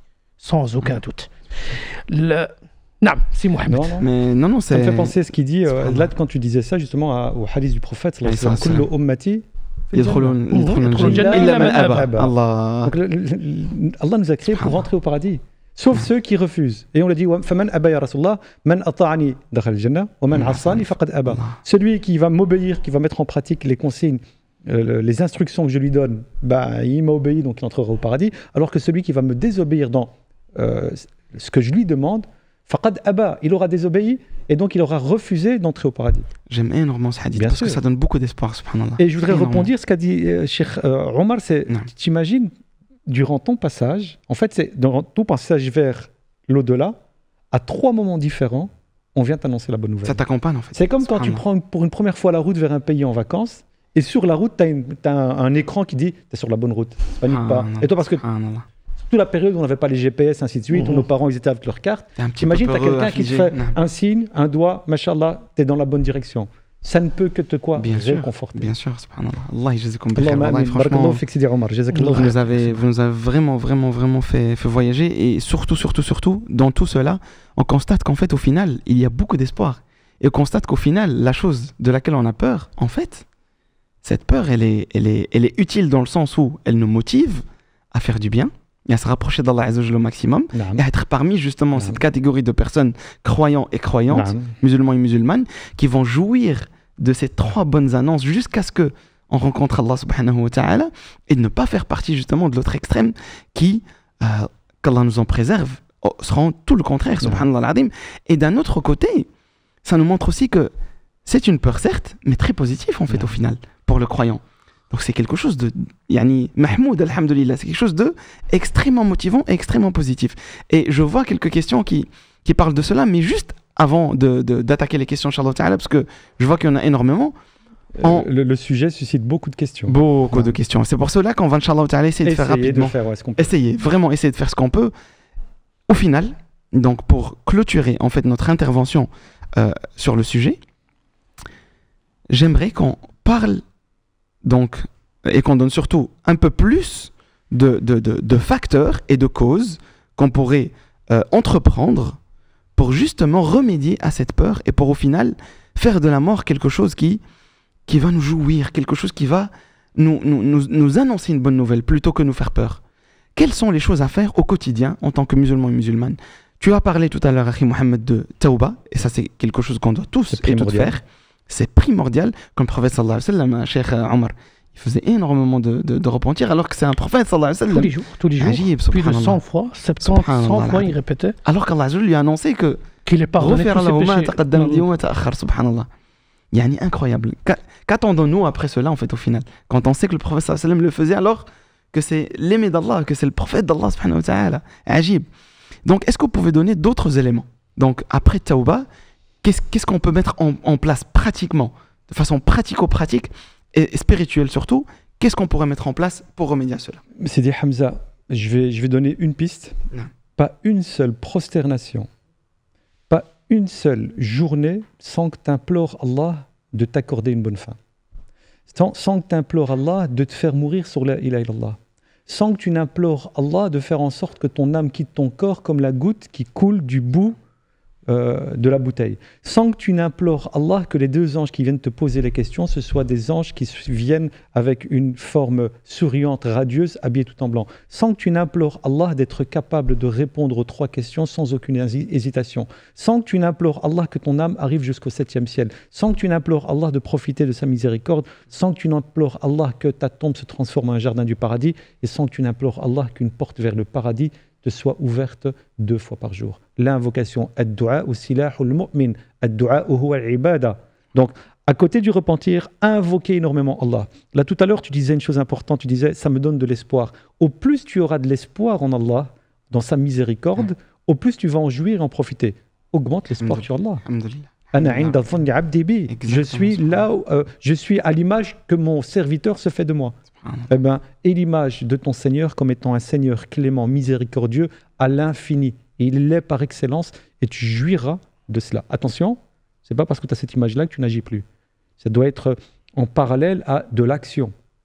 Élève, rapproche-toi d'Allah dans ta pratique, rapproche-toi d'Allah dans ton rappel, rapproche-toi d'Allah dans l'amour que tu lui portes et ça ne pourra que bien se passer. Comme Allah subhanahu wa ta'ala l'a dit dans le Coran, et notre Cheikh Hafidallah Omar, il l'a rappelé dans le verset où Allah Azza wa Jalla, innal ladhina qalu rabbuna Allah thumma istaqamu, et l'istiqama dalilul amal. Il faut aussi agir et avoir de l'action. Et tenir la direction. Exactement, Non. subhanallah. Non, Un petit point, pour apaiser nos téléspectateurs, nous avons un hadith dans le Bukhari Muslim Non. que la mort n'est qu'un passage. Pour les apaiser, nous avons ce hadith dans le Bukhari Muslim dans lequel le prophète sallallahu alayhi wa sallam dit Man ahabba liqa Allah, ahabba Allah liqa'ah. Wa man kariha liqa Allah, kariha Allah liqa'ah. Dans lequel le prophète sallallahu alayhi wa sallam dit celui qui aime la rencontre d'Allah, Allah Azza wa Jal aimera sa rencontre. Celui qui déteste rencontrer Allah, Allah Azza wa Jal de même détestera sa rencontre. Aïcha radiallahu anha, à ce moment-là, lorsqu'elle a entendu cette parole du prophète sallallahu alayhi wa sallam, Man ahabba liqa Allah, celui qui aime rencontrer, elle dit ô messager d'Allah, nous tous, nous détesterons la mort. Pour pouvoir rencontrer Allah Azza wa Jal, il faut passer par la mort. Et aucun de nous n'aimerait mourir. On déteste tout cela. Et c'est là que le prophète sallallahu alayhi wa sallam a rectifié à Aïcha en lui disant ce n'est pas cela. Lorsqu'on parle man ahabba liqa Allah, celui qui aime rencontrer son Seigneur, c'est lorsque l'ange de la mort viendra lui dire Allah Azza wa Jal est satisfait de toi. Allah Azza wa Jal est satisfait de toi. C'est à ce moment-là que le croyant se réjouira et voudra rencontrer son Seigneur. Mais lorsque l'ange de la mort dira au mécréant, à l'hypocrite, qu'Allah Azza wa Jal est en colère, celui-ci détestera. Et Allah Azza wa Jal de même détestera sa rencontre. Alors le fait que le croyant, celui-ci croit en Allah Azza wa Jal et qu'il se prépare, Allah Azza wa Jal aimera sa rencontre. Pour apaiser, franchement, c'est... Là lorsqu'on fait la da'wa, lorsqu'on parle de la prêche et que les messagers ont tous été envoyés de cette manière, Bashir wa Nadir. C'est ou bien par la bonne nouvelle, qui est le paradis, la bonne vie dans l'au-delà, et de temps en temps, certains, nous avons besoin de choquer certains. Comme Allah Azza wa Jal dit dans le Coran, وَمَا نُرْسِلُ الْمُرْسَلِينَ إِلَّا مُبَشِّرِينَ وَمُنذِرِينَ. Voilà. Subhanallah. De temps en temps, certaines personnes ont besoin d'être choquées. Voilà pourquoi de temps en temps, on cite les textes qui font peur. Pour choquer, pour ramener, pour éveiller les consciences. On a besoin de ça. Oui. On a besoin de ça. Et certains, mais pour la mort, il faut avoir cette certitude qu'Allah Azza wa Jal sera content de notre rencontre. Et tout se passera bien. Bi'idhnillah. Allahumma amin ya rabbil alamin. Mes chers frères, je vous propose de passer aux questions. Qu'est-ce que vous en pensez, Inch'Allah? Avec plaisir. Bismillah. On va faire ceci incessamment sous peu. La première question, doit-on invoquer afin de mourir, donc invoquer Allah Azza wa Jal bien sûr, afin de mourir plus tôt par impatience de rencontrer notre Seigneur? Je vous laisse répondre. Alors, je vais essayer d'y répondre. Non. Pour ce qui est d'invoquer afin de rencontrer son Seigneur, le prophète sallallahu alayhi wa sallam nous a déconseillé de faire cela. Lorsque justement un jour il rentre chez son oncle Al-Abbas radiyallahu anhu, qui était malade, et Al-Abbas, de par la maladie, souhaite la mort. Et donc le prophète sallallahu alayhi wa sallam lui déconseille de faire cela. Ce qui nous est permis de faire, c'est dans tes invocations, lorsque tu vis un moment très difficile, c'est de demander à Dieu, Ya Rab, si ma vie ici-bas est mauvaise pour moi, à ce moment-là, reprends-moi. Et si ma vie dans l'au-delà est meilleure pour moi que ma vie ici-bas, par contre, souhaiter la mort, non, tu ne souhaites pas la mort. Tu es sur terre pour vivre, pour adorer Dieu, pour être éprouvé. Quelles que soient les preuves qu'Allah te met, on en a déjà parlé dans nos podcasts sur les preuves, quelles que soient les preuves qu'Allah met sur ton chemin, Allah ne te la met sur le chemin que c'est parce qu'il sait que tu es capable de la supporter. Elle est à la hauteur de ta foi. Elle est à la hauteur de la force qu'Allah a mis en toi. Donc souhaiter la mort, non. Souhaiter la mort, quelle que soit la situation dans laquelle tu te trouves, la maladie ou quoi que ce soit, non. Est-ce qu'on peut dire que ça peut rentrer dans le qunut? Non. Dans الإنسان يقنط. Non, القنوت يعني يقنط من رحمة الله. Est-ce que ça peut rentrer? Mais la raison pour laquelle on ne peut pas espérer la mort que dans une situation que si Mohamed l'a décrit, la raison pour cela. Parce qu'on posait la question au prophète alayhi salatu wa sallam, Man ahsan an-nas, qui est la meilleure des personnes? Alayhi salatu wa sallam a répondu, Man tala umur wa hasuna amalu. Celui dont sa durée de vie est longue et qu'il a accompli de bonnes œuvres. Parce qu'on est sur terre pour prendre des provisions. Au plus qu'on a de provisions, au plus que, entre guillemets, la chance n'existait pas, au plus qu'on a de chance d'entrer au paradis. Au plus qu'on œuvre, au plus qu'on s'élèvera en degrés. Si la durée de vie est courte, tu n'as pas assez accompli. On rentre tous, Inch'Allah, au paradis par la miséricorde d'Allah Azza wa Jal. Et pour pouvoir s'élever en degré au paradis, il faut œuvrer. Au plus que notre durée de vie est longue, au plus que la récompense sera énorme. Parce qu'il y a une différence entre ceux qui sont dans les sphères les plus hauts du paradis avec ceux qui sont au rez-de-chaussée. Il y a une grande différence. Voilà pourquoi il faut espérer vivre le plus longtemps possible pour pour avoir autant de bonnes actions. Wallahu ta'ala alam. On va passer, Inch'Allah, à la nous deuxième accorde une question. belle vie Amin, amin, dans son adoration. Ya Rabbi, amin. Amin. Allah yahfadhak, akhi Mohamed. La deuxième question. Est-ce que religieusement parlant, les femmes ont le droit d'enterrer dans un cimetière et assister à un enterrement? D'entrée. Pardon. Donc j'ai dit d'enterrer, pardon, excusez-moi. Donc est-ce qu'ils ont le droit d'entrer dans un cimetière pour les femmes et assister à un enterrement? Non. Alors, par rapport à cette question, est-ce que la femme peut entrer au cimetière? Ensuite, est-ce qu'elle peut suivre le courant funèbre, être présent pendant l'enterrement? Il y a plusieurs avis. Non. Parmi les avis, comme chez le Hanabila, il y a cette interdiction absolue. La femme ne peut rentrer parce que nous retrouvons dans les textes dans lesquels Allah Azza wa Jal maudit celles qui rendent souvent visite au cimetière. C'est un avis, c'est un hadith qui est authentique. Vous avez d'autres écoles juridiques comme chez les Malikites dans lesquelles on voit que c'est détestable. Ce n'est pas une interdiction. Makro, si la personne l'a fait, n'est pas en état de péché. Et nous retrouvons le texte dans lequel Omar vit une femme être présent au cimetière pour l'enterrement. Il a commencé à la blâmer. Et là, le prophète sallallahu alayhi wa sallam lui dit « Ne la blâme pas ». Enfin, certains savants ont pris de cela que la femme peut être présente au cimetière, pas pour l'enterrement, ni pour le convoi funèbre. Elle peut se mettre à l'écart le temps d'enterrer. La raison à cela, la femme, par rapport à l'homme, elle a plus d'émotion par rapport à l'homme. L'homme peut supporter, pas la femme. Voilà pourquoi nous retrouvons dans lequel le prophète sallallahu alayhi wa sallam l'a interdit. Mais dans cette situation ici en Belgique, par rapport aux écoles juridiques, le Malika, ils voient que cela est détestable. Ce n'est pas interdit. Si elle a besoin d'être présente, elle sera présente, elle se mettra à l'écart, le temps que celui-ci soit enterré. Et à ce moment, elle pourra se rendre devant le cimetière, parce que nous retrouvons dans un texte dans lequel, une fois le prophète, alayhi salatu wassalam, est rentré dans un cimetière, il trouva une femme en train de pleurer son mort. Certains disent que c'était son mari, et dans une autre narration, son enfant. Et le prophète sallallahu alayhi wa sallam lui a dit « Isbir, sois patiente ». Elle lui a dit « Ilayka anni, éloigne-toi de moi, car tu ne ressens pas ce que je subis. » Elle ne savait pas que c'était le prophète. Et lorsqu'on l'a informé que c'était le prophète, elle est venue s'excuser. Et là, le prophète sallallahu alayhi wa sallam dit « As-sabru inda sadmatil umma, inda sadmatil ula » que la patience est au moment du choc. Enfin, le fait que le prophète lui a dit « Sois patiente », il ne lui a pas interdit de rendre visite. Enfin, les savants ont pris de cela que la femme peut aller au cimetière tant qu'elle ne va pas quotidiennement, de temps en temps. Wallahu ta'ala alam. Jazakumullah khair. On va, Inch'Allah ta'ala, passer à la question suivante. Doit-on se réjouir de la mort d'un proche lorsque celui-ci était croyant? Si le proche meurt en espérant qu'il soit croyant, bah c'est une occasion de se réjouir. Est-ce qu'on peut dire que c'est une bonne nouvelle? On l'espère, on le lui souhaite. On juge nous l'extérieur, on ne juge pas son cœur. Exactement, c'est Maintenant, je donne l'exemple de la personne qui décède, un parent qui a passé toute sa vie à la mosquée à lire le Coran, qui a eu une belle mort. Je donne un exemple qui décède en lisant le Coran ou en lisant prosterné. C'est tout à fait normal que je vais me réjouir de sa mort parce que à travers ses actes, à travers l'apparence de ses actes, nous pensons que la suite de son chemin, sa transition vers l'au-delà, ne pourra être que bénéfique et positive pour lui. Mais nous ne pouvons en aucun cas, avec certitude juger et dire que... de même, la personne doit être en deuil. Lorsque celui-ci perd un proche, il y a le fait de porter le deuil, qui est de 3 jours, à l'exception de la femme pour son épouse, pour son époux. Il y a 3 jours. Le deuil, cela signifie qu'on ne peut pas faire la fête.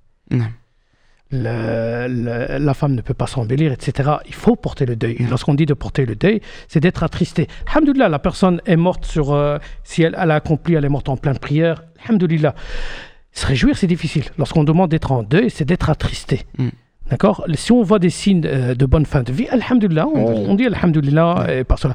Mais la personne doit porter le deuil, doit être attristé, doit être affligé. Il doit montrer qu'il est attristé. Mais de toute façon, c'est naturel. Mais justement, quand tu fais ton deuil pour pouvoir passer après, il te faut des signes qui vont te permettre de tenir et surtout de dire alhamdoulilah. Exact. Le fait que le défunt était quelqu'un de croyant, de pratiquant, on l'espère pour lui, va te permettre de faire ton deuil plus rapidement. Parce que quand on parle de faire un deuil de 3 jours, il y a beaucoup de gens qui font un deuil de 40 jours, de 50 jours, de 3 mois, qui n'arrivent pas à faire son deuil en fait. Exact. Pourquoi il n'arrive pas à faire son deuil? Parce qu'il n'arrive pas à se séparer, il n'arrive pas à accepter le décret d'Allah, ainsi de suite, qui se lamente. Donc, faire son deuil, oui, mais il va y avoir des éléments, des facteurs qui vont te permettre de faire plus facilement ton deuil. Et si ça ne vous dérange pas, si je peux rajouter un petit point, c'est la personne qui a perdu un proche doit être attristée. On doit voir que celui-ci est affligé.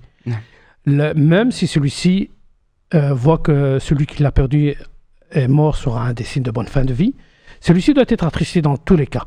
Nous avons l'exemple de ce compagnon qui venait souvent avec son fils aux assises du prophète. Et lorsque ce compagnon a perdu son enfant, il ne se présentait plus. Et lorsque le prophète a remarqué son absence et qu'il demanda après lui, on lui a dit qu'un tel a perdu son enfant. Enfin, le prophète, pour le consoler de la manière, regardez comment le prophète l'a consolé et qu'il lui a demandé de se présenter à lui. Il lui dit, n'aimerais-tu pas que ton enfant t'attende aux portes du paradis, pour y accéder avec lui. Voilà comment le prophète l'a consolé. Et celui-ci a accepté.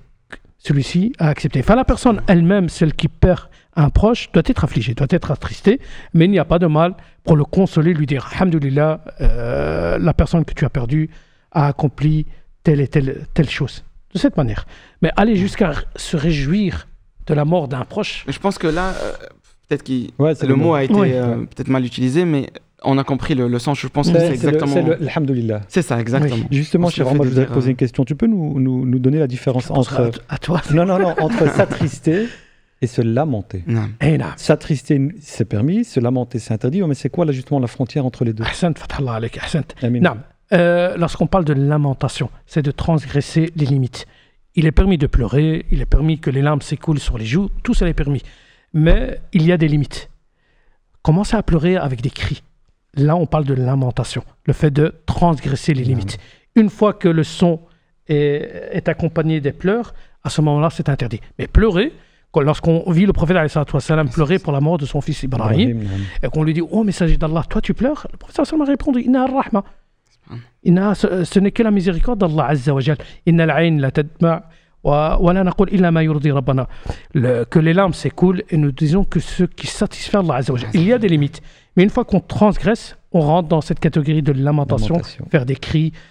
Dans certaines régions, ce sont des chants qui se font pour lamenter le mort. Tout cela est interdit.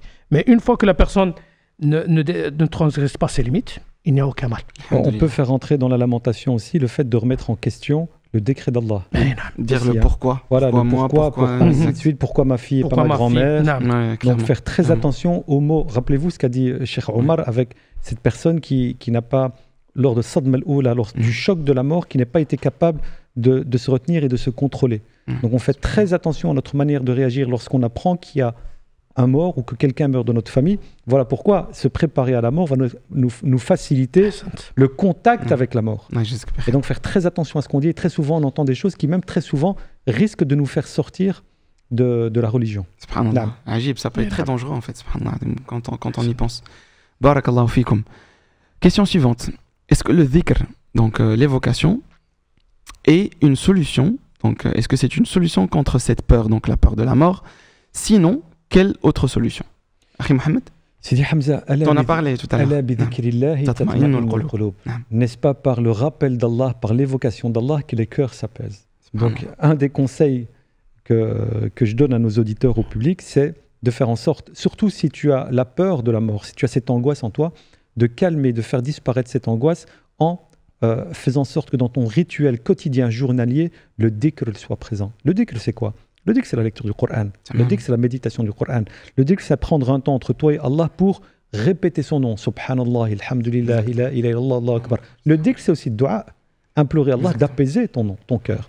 Et ça, malheureusement, aujourd'hui, il est de moins en moins présent dans le quotidien des gens parce que la vie de tous les jours veut qu'on court dans tous les sens et qu'on n'a plus un moment pour nous, pour notre cœur, dans notre relation d'Allah, qu'on a de plus en plus besoin d'aller rendre visite à des psychologues. Fais en sorte que dans ta vie de tous les jours, le dhikr soit présent. Et Allah va t'apaiser, te soulager, pas uniquement de ta peur de la mort, de toutes tes angoisses. C'est le meilleur des remèdes contre les angoisses, c'est le meilleur des médicaments, c'est le meilleur des anxiolytiques, c'est le meilleur de tout. Connecter ton cœur à Allah. Et en multipliant le dhikr, ta connexion, ton câblage, tu vas passer de la 1G, 2G, 3G, 4G, 5G, jusqu'à ce que tu arrives à une relation à Dieu à 10, 15, 20G. Et à ce moment-là, plus. Moi, je l'ai vécu personnellement dans ma chair. Après le décès de mon père, Allah yarhamou, c'était quelqu'un qui était très très proche. Et donc, j'ai accepté, mais j'ai senti que Et je n'ai trouvé de soulagement, subhanallah, que dans le dhikr. J'ai compris que j'avais une faille. Je me suis remis dans mon dhikr, fait en sorte que mon dhikr matinal du soir et mon Coran fassent partie de ma vie de tous les jours. Et subhanallah, en quelques jours, c'est comme si un nœud s'était défait à l'intérieur de ma poitrine. Et tu sais, subhanallah, tu me rappelles du coup le décès de mon père, voilà, rahimahullah. Ça, c'est le moment émotion. Hein. Subhanallah, Cheikh Omar. C'était une des causes qu'Allah subhanahu wa ta'ala m'a ramené pour que je me rapproche plus de lui, pour que je me rapproche plus de lui subhanahu wa ta'ala. Ajib, subhanallah. Après la mort de mon père, rahimahullah, t'as pris un Hamza, t'as mis un autre, subhanallah. Alors qu'il est décédé, j'étais encore très très jeune. 8 ans j'avais, je crois, à l'époque, subhanallah. Mais j'ai senti, subhanallah, que déjà de un, il y avait cette responsabilité d'un coup sur mon dos, parce que tous mes frères et ma soeur étaient ici en Belgique, et moi j'étais encore avec ma mère au Maroc. Et subhanallah al-azim, j'ai senti que quelque chose a changé.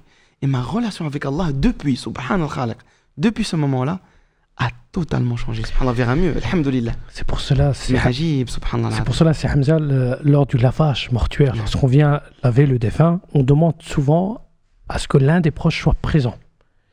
Et on demande celui qui n'est pas dans le droit chemin d'être présent au moment de lavage. Pourquoi? L'électrochoc. Pour le choquer. L'électrochoc, comme a dit Si Mohamed, pour le choquer. De temps en temps, celui-ci a besoin d'être choqué, de voir cela pour le remettre vers le droit chemin. Cher Omar, je peux te poser une question, je vais me permettre encore une fois. N'oublie pas qu'on a beaucoup de questions. Justement, mais je pense que ça va être posé sûrement. Mais c'est super important. Donc, la mort touche un proche ou un voisin. Comment est-ce qu'on porte les condoléances? Comment est-ce qu'on va, lorsqu'on va chez le voisin, chez l'oncle, chez le cousin, chez qui que ce soit, la mort a touché un de leurs proches, quelle est la parole à dire? Est-ce que on va là-bas pour... c'est une soirée, c'est un repas, est-ce qu'il faut ramener un traiteur? C'était quoi la sunna du prophète sallallahu alayhi wa sallam lorsqu'il y avait une genèse, donc une veillée funèbre? Alors, Naam, Ahsanta Si Mohamed, comme je l'ai dit tout à l'heure par rapport à l'exemple cité de ce compagnon qui a perdu son enfant, qu'est-ce que le prophète alayhi salatu wa sallam a fait? Il est venu et il a fait quoi? On t'écoute. On doit répondre. Non. On t'écoute. On sent que tu veux nous tester. Il l'a consolé. At-ta'ziya, c'est venir consoler la personne. Au point que la récompense est énorme. Lorsque vous venez faire ta'ziya, venir faire les condoléances à la personne, c'est de consoler la personne. Certes, en ta présence. En ta présence, en disant tu as perdu un tel. Mais un tel était bien durant toute sa vie, il faisait ses prières à la mosquée. On vient consoler la personne. Et la récompense de celui qui fait ta'ziya, celui-ci au jour de la résurrection, comme vous le savez tous, lorsqu'on sera ressuscité, nu, pieds nus et ni circoncis. Les premiers à être vêtus, ce sera Ibrahim alayhi salam, puis notre prophète, les prophètes messagers, et ensuite les pieux. Et celui qui fait ta'ziya aura cet honneur d'avoir cet habit de noblesse. On donnera parce que celui-ci faisait ta'ziya. Celui-ci venait. Alors, souvent dans les mosquées, lorsqu'on fait salat al-janaza, on remarque que souvent les gens font la file pour venir faire ta'ziya. Et d'autres retournent à la maison. Ça ne prend que 3-4 minutes, 5 minutes. Certes, il y a du monde, il y a cette file à prendre. Mais la récompense est énorme. Au jour de la résurrection, on viendra te donner l'habit de la noblesse. Ajib, subhanallah. C'est pas... Je suis sûr que cette information, beaucoup de gens ne la connaissent la récompense pas. De celui qui vient faire ta'ziya, qui va chez un tel, le consoler. Il y a plusieurs... la meilleure d'entre elles, A'zam Allah ajarakum, lillahi ma akhad, wa lillahi ma ata, wa kullu shay'in indahu bimiqdar. Faltasbir wa tahtasib. Ahsant. Voilà la façon. Lillahi ma akhad, Allah Azza wa Jalla a pris ce qui lui appartenait. Lillahi ma akhad wa lillahi ma ata, ce qu'il a donné. Wa kullu shay'in indahu bimiqdar. Chaque chose a un terme. Son terme, si on peut dire entre guillemets, son temps. Il y a justement, et là je voudrais mettre le point dessus, il y a culturellement des choses qui se font et qui sont en totale opposition avec la sunna du prophète. On ne va pas tarder dessus, je vais juste un peu rappeler. Par exemple, rappeler que lorsque tu vas rendre visite à la personne, tu vas porter des condoléances, tu vas consoler la personne, ça doit durer quelques minutes. Exactement. C'est pas tu t'assois et tu discutes. Deuxièmement, tu ne vas pas pour manger, pour boire. Au contraire, c'est ça aussi la sunna, c'est que justement toi, tu soulages la famille du défunt toi, tu viennes avec un plat pour que eux mangent. Aujourd'hui, ça va tellement loin qu'on a des traiteurs qui s'occupent.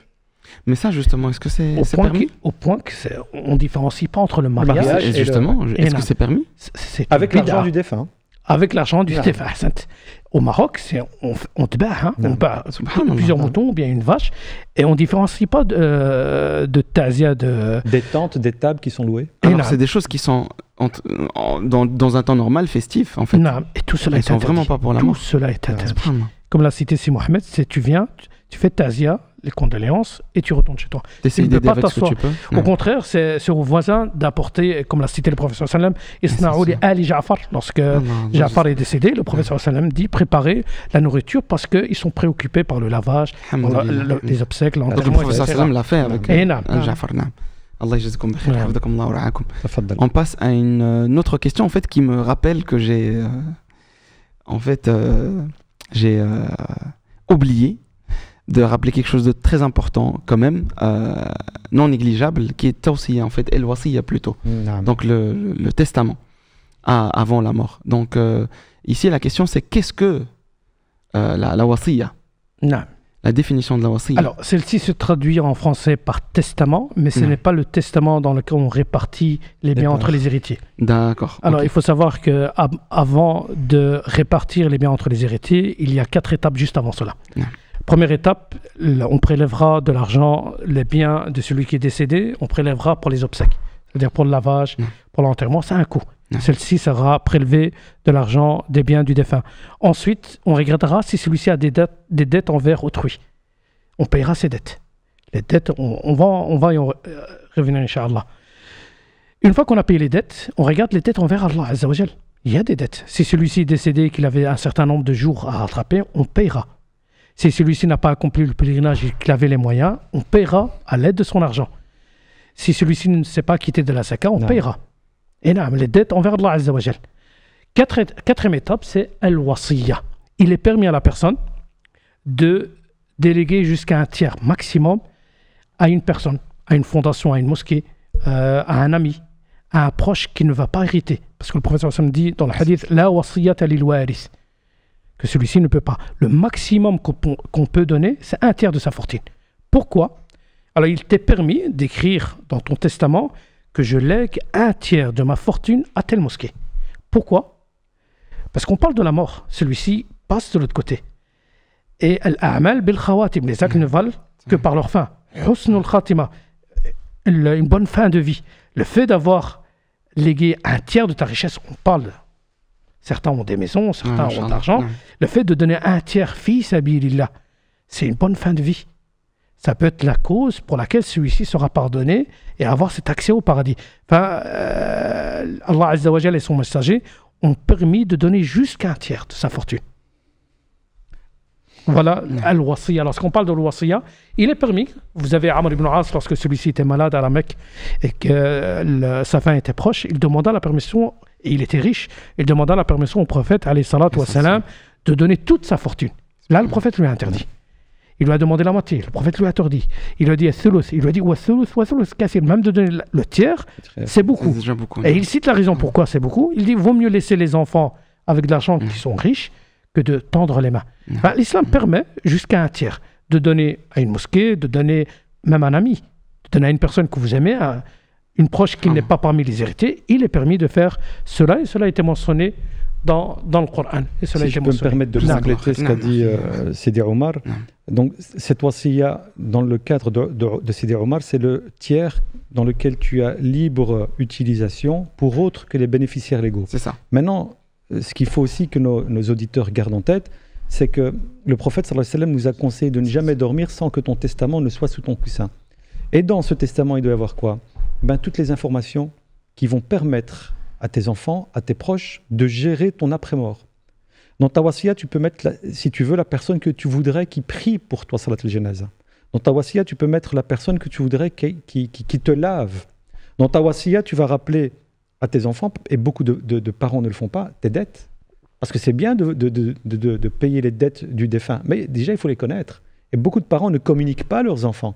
Moi, j'ai assisté plusieurs fois à des prières mortuaires où les membres de la famille prennent la parole et disent « Si mon père ou ma mère devait de l'argent à qui que ce soit, qu'elle se manifeste. Mais ça veut dire que ce père et cette mère n'ont pas mentionné dans le testament les dettes qu'elles avaient.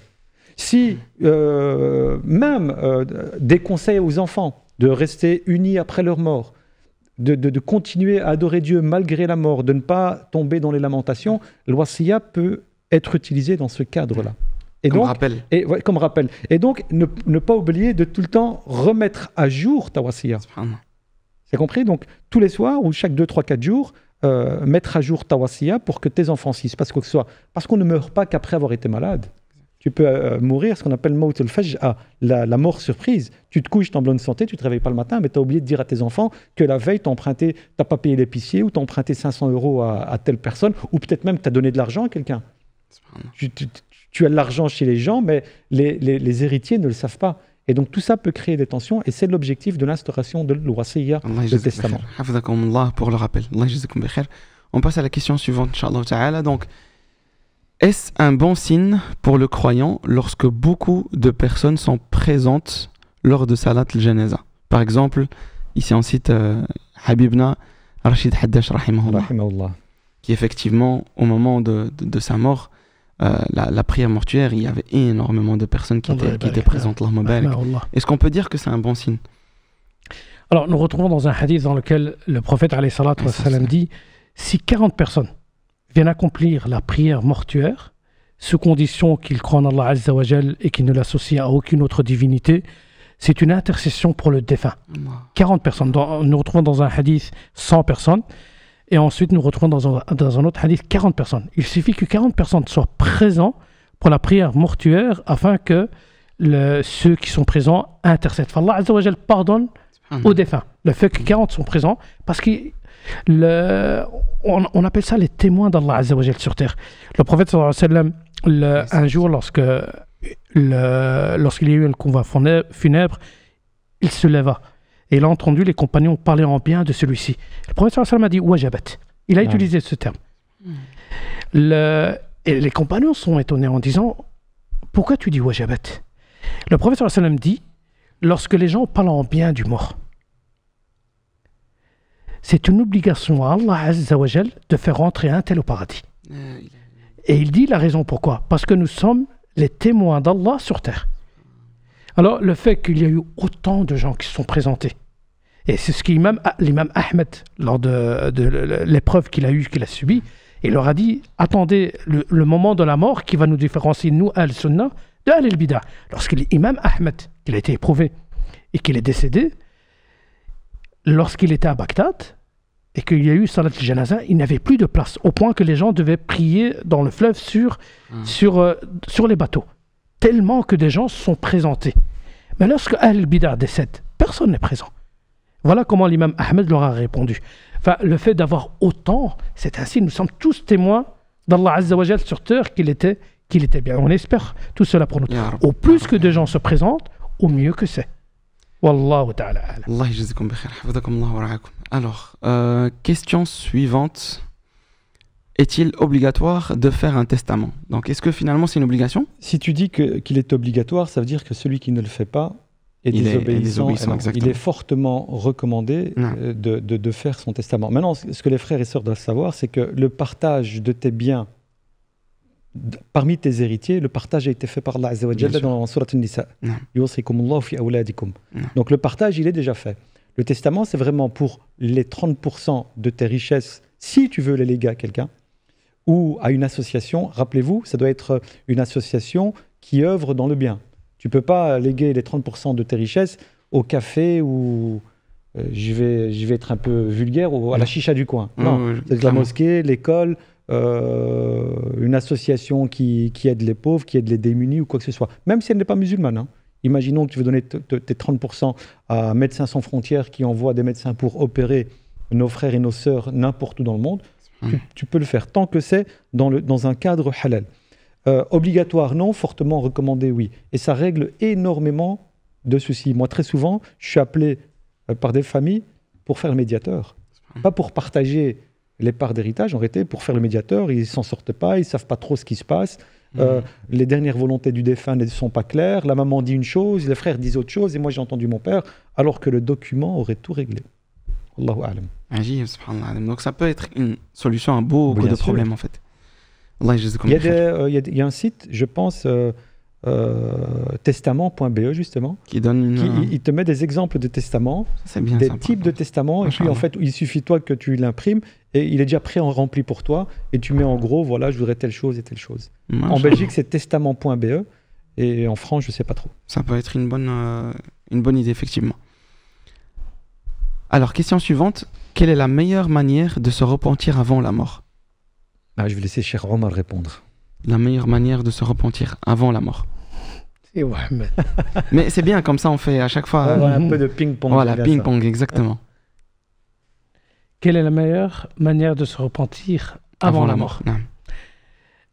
Le repentir n'est pas demandé avant la mort. Elle est constamment. On doit être constamment En état de repentir. en état, Mm. constamment.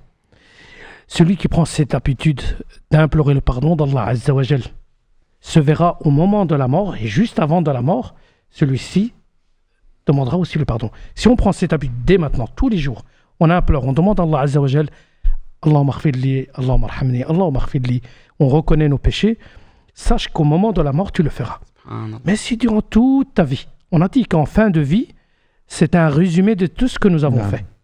Celui qui a cette habitude d'aller prier se verra en fin de vie en train de prier. Celui qui fait de même tous les jours, le professeur sallam nous l'a donné, il est le meilleur exemple. Tous les jours, il a imploré le pardon, en sachant qu'il était déjà pardonné tous les jours. Celui qui prend cette habitude dès maintenant, parce que le repentir ne se fait pas avant. Et nous avons le verset وَلَيْسَتِ التَّوْبَةُ لِلَّذِينَ يَعْمَلُونَ السَّيِّئَاتِ حَتَّى إِذَا حَضَرَ أَحَدَهُمُ الْمَوْتُ قَالَ إِنِّي تُبْتُ الْآنَ. C'est trop tard. Allah Azza wa Jal dit que وَلَيْسَتِ التَّوْبَةُ لِلَّذِينَ يَعْمَلُونَ السَّيِّئَاتِ. Le repentir, ce n'est pas pour celui qui fait les péchés et qu'au moment de la mort, Non. il commence à demander. C'est trop tard. Une fois, le professeur sallam dit تُقْبَلْ تَوْبَةَ الْعَبْدِ مَا لَمْ يُغَرْغَرْ. Le repentir est accepté, la porte du repentir est grande ouverte. Jusqu'à quand? Jusqu'à ce que la personne est en état d'agonie. C'est quelques instants avant la mort. Lorsque l'âme est en train de quitter le corps et qu'on entend le son al-gharghara, qui est le son, on entend ce son al-gharghara. À ce moment-là, c'est trop tard.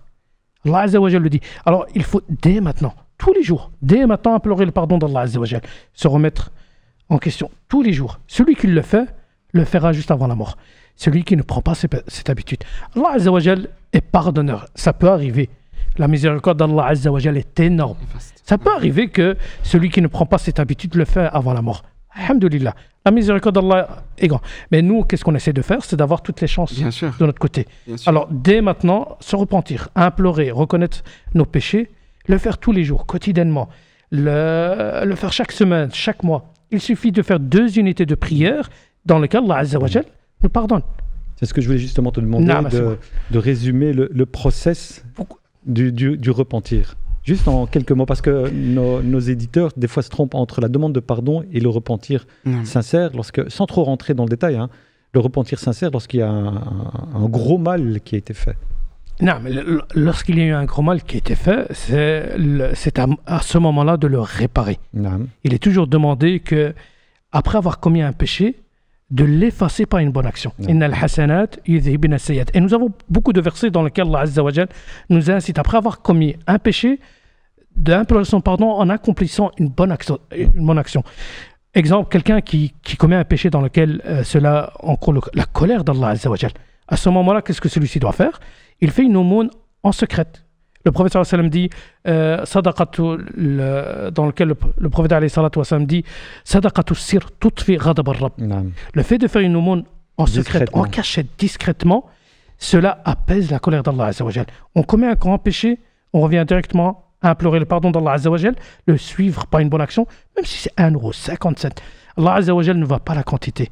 Si c'est 1 cent, 10 cents, 1 million n'est pas plus important que celui qui a donné 10 cents. Tout dépend de ce que tu... Le professeur Sam dit sabaqa dirham, mi'atu alf dirham. Quelqu'un a donné 1 dirham. En récompense, il a dépassé celui qui a donné 100 000. Pourquoi? Parce qu'il a donné la moitié de sa fortune. Enfin, le fait de commettre un péché, de le faire suivre automatiquement par une bonne action. Naam. Allah Azza wa Jal pardonne. Un repentir sincère, il y a des conditions. Mais la première chose à faire, c'est celui-ci. La meilleure façon, c'est d'accomplir ses ablutions. Parce qu'une fois qu'on accomplit les ablutions et qu'on le fait suivre par 2 unités, on retrouve dans le hadith authentique dans lequel tous les péchés sont effacés. Voilà le premier pas. Les ablutions, ça ne prend pas plus d'une minute, 2 minutes. Ensuite, 2 unités de prière qui ne prendra pas plus de 3-5 minutes. Une fois que tu as terminé ta prière ou dans ta prosternation, implore. Tu dis, Seigneur, je reconnais ce péché. Et c'est ce qu'Allah Azza wa Jal attend de nous. Que tu reconnais le péché, que tu demandes son pardon. Tout simplement. Et Allah Azza wa Jal pardonne, il est le tout pardonneur. Et essayer de profiter du dernier tiers de la nuit, qui est un moment où justement le repentir a plus de chances d'être accepté par Allah. Subhanallah, juste il y a quelques minutes, Cheikh Omar disait Malam yugharghar, tant que l'âme n'est pas arrivée au gosier. On parle de passage vers la mort. Tu sens que l'âme se déplace. Elle se déplace, elle vient du bout de tes orteils, elle se déplace, ton âme. Donc tu vois, elle va quitter ton corps qui est éphémère. L'âme, elle, continue son voyage vers ainsi de suite. Donc tu sens le passage. Exactement. Et rappelle-toi, l'âme qui a été perverse, l'âme qui a été désobéissante, elle ne veut pas ce passage. Exactement. Et elle va se cramponner dans le corps. Et l'ange de la mort l'arrachera parce qu'elle ne peut pas s'interdire à lui. Mais il y a un passage qui se fait malgré tout. Faisons en sorte que ce passage se fasse de la meilleure manière. Exactement. Ya Rab, qu'Allah nous l'accorde à toutes et à tous, Inch'Allah ta'ala. Alors, la question suivante. Est-il possible qu'un croyant passe par les châtiments après la mort afin d'être expié de ses péchés pour entrer finalement au paradis? Ou est-ce l'un ou l'autre? Donc, est-ce que c'est soit directement enfer, soit directement au paradis, ou bien il peut y arriver que le croyant passe quand même par un châtiment pour au final rentrer au paradis? Non. Alors, avant de répondre aux questions, quelles sont les causes? Pourquoi la personne est châtiée dans sa tombe? Pour 2 raisons. La première, c'est qu'il n'a pas accompli ses obligations. La deuxième, c'est qu'il a commis un grand péché et qu'il ne s'est pas repenti. La raison pourquoi la personne est châtiée, c'est que celui-ci n'a pas accompli ses charges, ses obligations. Les 5 prières, le jeûne du mois de Ramadan, la zakat, le pèlerinage. Il n'a pas accompli ses charges. Il a désobéi. Ou bien, celui-ci a commis un grand péché et qu'il ne s'est pas repenti. Voilà les causes. De l'autre côté, qu'est-ce qui se passe une fois que celui-ci décède? Il y a cette règle chez Al-Sunnah wal-Jama'a. Tahta al-Mashi'a. Cette règle, Tahta al-Mashi'a. Celui-ci sera sous la volonté d'Allah Azza wa Jal. Si celui-ci, Allah Azza wa Jal, lui pardonne, cela démontre la clémence et la miséricorde d'Allah Azza wa Jal. Il peut lui pardonner. Sinon, si celui-ci est châtié, c'est que celui-ci aura mérité ce châtiment. Et on revient à la question qui était... Donc, est-ce que le croyant peut passer par comme on l'a dit, un châtiment? Si Allah Azza wa Jal veut le châtier, c'est qu'il le mérite. Si Allah Azza wa Jal veut le pardonner, cela démontre la clémence d'Allah Azza wa Jal. Si Allah Azza wa Jal aura voulu que celui-ci sera châtié, il sera châtié pour une durée limitée par rapport au péché. Tout dépend de ce qu'il a fait. Et cela sera pour une durée limitée. Voilà pourquoi le prophète alayhi salatu wa salam un jour est passé auprès de 2 tombes et il planta 2 tiges. Et il dit que le châtiment sera estompé tant que les tiges sont présentes. Cela démontre bien que le châtiment s'estompera un jour ou l'autre pour le croyant. Il suffit qu'un proche, un ami, lui fait une umrah, que tous ses péchés sont pardonnés et que le châtiment s'arrête. Il suffit qu'un proche fait une aumône pour celui-ci, un ami, un proche fait une aumône, que le châtiment s'arrête. L'invocation aussi? Une invocation. Quelle que soit la bonne action, il suffit. Il suffit qu'un proche. Mais celui-ci, si Allah Azza wa Jal aura voulu qu'il soit châtié, il sera châtié pour une durée limitée, proportionnellement au péché qu'il a accompli. Et ensuite, celui-ci. Mais malgré ça, qu'Allah nous en préserve. Voilà pourquoi le prophète, lorsqu'un jour on l'a emmené une personne décédée pour la prière mortuaire, le prophète avait cette habitude. A-t-il une dette? Il posait la question, la seule question qu'il posait, a-t-il une dette? Si on lui disait oui, si on lui disait non, le prophète a accompli la prière de janaza. Si on lui disait oui, le prophète s'écartait. Et il disait à ses compagnons, Sallu ala sahibikum. Il se mettait à l'écart et il disait aux compagnons de prier, parce que la prière sur le défunt est une prière obligatoire, fard kifaya. Un jour, lorsqu'on a amené une personne au prophète pour accomplir cette prière et qu'il posait la question, qu'on lui a dit, allez, dinaran, juste 2 dinars. Le prophète se refusa. Un compagnon lui dit, prie sur lui et je vais m'acquitter de sa dette. Enfin, le prophète a pris. Le lendemain, lorsque le prophète a croisé le compagnon, il lui a dit, as-tu payé sa dette? Pour montrer l'importance qu'il faut... Celui-ci dit, ô messager d'Allah, il n'est mort que la veille. Pourquoi se précipiter? Le jour d'après, lorsque celui-ci a payé la dette, il s'est précipité chez le prophète pour lui dire au messager d'Allah, alayhi salatu wassalam, je viens de payer la dette. Et là, le prophète sallam dit Al-an baroudat jildatu. C'est à l'instant que sa peau vient de se rafraîchir. Ça démontre que celui qui a commis des grands péchés, qui ne s'est pas repenti, ou que celui qui n'a pas accompli toutes ses charges, sera châtié proportionnellement à ce qu'il a fait. Et ensuite, cela s'estompera. Mais la miséricorde d'Allah Azza wa Jal est immense. Est immense. Wallahu ta'ala alam. Barakallahu fik. Question suivante. Quelles sont les démarches religieuses et administratives à Bruxelles lors du constat du décès d'un proche? Donc ici à Alors Bruxelles. là, c'est super simple. Il suffit d'entrer en contact avec une des pompes funèbres. Naam. Et en général, eux, tout ce qui est démarches religieuses, administratives, ils s'en occupent. Naam. Et s'il y a quelques démarches que toi, tu dois faire, eux te dirigent. Magnifique. C'est facile. Donc, ceux qui sont passés, qui ont goûté à la mort d'un proche. Au niveau des démarches religieuses, il y a le lavage du mort. Et en général, alors, ou c'est les proches qui s'en occupent, ou encore une fois, c'est les pompes funèbres qui s'en occupent. Il y a la prière, salat al-jinaza à la mosquée. Encore une fois, c'est donc les pompes funèbres qui vont transporter le corps de la morgue vers la mosquée. La mosquée du choix du défunt. Voilà, okay. Et puis, il y a encore une question, et là, il ne la pose pas, la question de savoir est-ce que on enterre dans le pays où la personne est morte, Clairement. ou bien est-ce qu'il faut rapatrier. La règle de base, c'est qu'on enterre là où la personne meurt. Pour quelle raison? Parce que l'objectif, quand quelqu'un meurt, c'est de faire en sorte de l'enterrer le plus vite possible. Maintenant, ce n'est pas une obligation. Un parent, surtout nos parents qui ont quitté leur pays d'origine, qui sont venus ici, qui demandent expressément d'être rapatriés, on respecte sa demande. Mais rien n'interdit, et moi je conseille d'enterrer vos morts pas très loin de vous pour que vous puissiez leur rendre visite. Exactement. Ce que je disais là tout à l'heure, on est déconnecté des cimetières mais parce que la plupart de nos morts sont à 3000 km de nous. Exact. Et qu'on a la chance d'aller les voir. Ouais, comme mon père, là, il est au Maroc, du coup. Par contre, imagine que tu les as à côté de toi. Bah, moi, dernièrement, j'ai été assisté à l'enterrement d'un proche et j'avais un ami avec moi. Et lorsqu'on a enterré la personne, il m'a dit attends-moi 2 minutes. Il en a profité pour aller rendre visite à son père et revenir. Je me suis dit, ça, c'est l'exhortation. Le fait de l'avoir à côté de moi. Les compagnons, radiallahu anhum, ils auraient pu exiger d'être rapatriés à la Mecque ou Médine. Ils étaient enterrés là où ils étaient morts. Abu Ayyub al-Ansari, il est enterré à quelques kilomètres d'Istanbul. Il y a des compagnons qui sont enterrés en Azerbaïdjan et des compagnons qui sont enterrés en Andalousie, ainsi de suite, en Ifriqiya. Donc l'idée, c'est vraiment de faire en sorte d'être enterré là où on meurt, mais si la demande du défunt, c'est malgré tout d'être rapatrié, on respecte cette demande-là. Une chose à rajouter, si ça ne vous dérange pas, par rapport à Bruxelles. C'est de demander d'être enterré dans son linceul et non dans... C'est un droit. Non, et non dans un cercueil. Non, à Bruxelles. En Wallonie, en Flandre, ce n'est pas encore passé, mais ici à Bruxelles, alhamdoulilah, il est permis d'être enterré dans son linceul. Ok, ça c'est très important. Beaucoup de gens ne le savent pas. Généralement, les pompes funèbres aussi... Ils le mentionnent, eux? Bon, j'ai compris. Le prix est différent. Dans tous les cas, il faut demander. L'une des raisons, celui qui est enterré dans son cercueil ne pourra pas être mis sur le flanc droit. Parce que la sunna, c'est d'être enterré en direction de la Qibla et sur le flanc droit.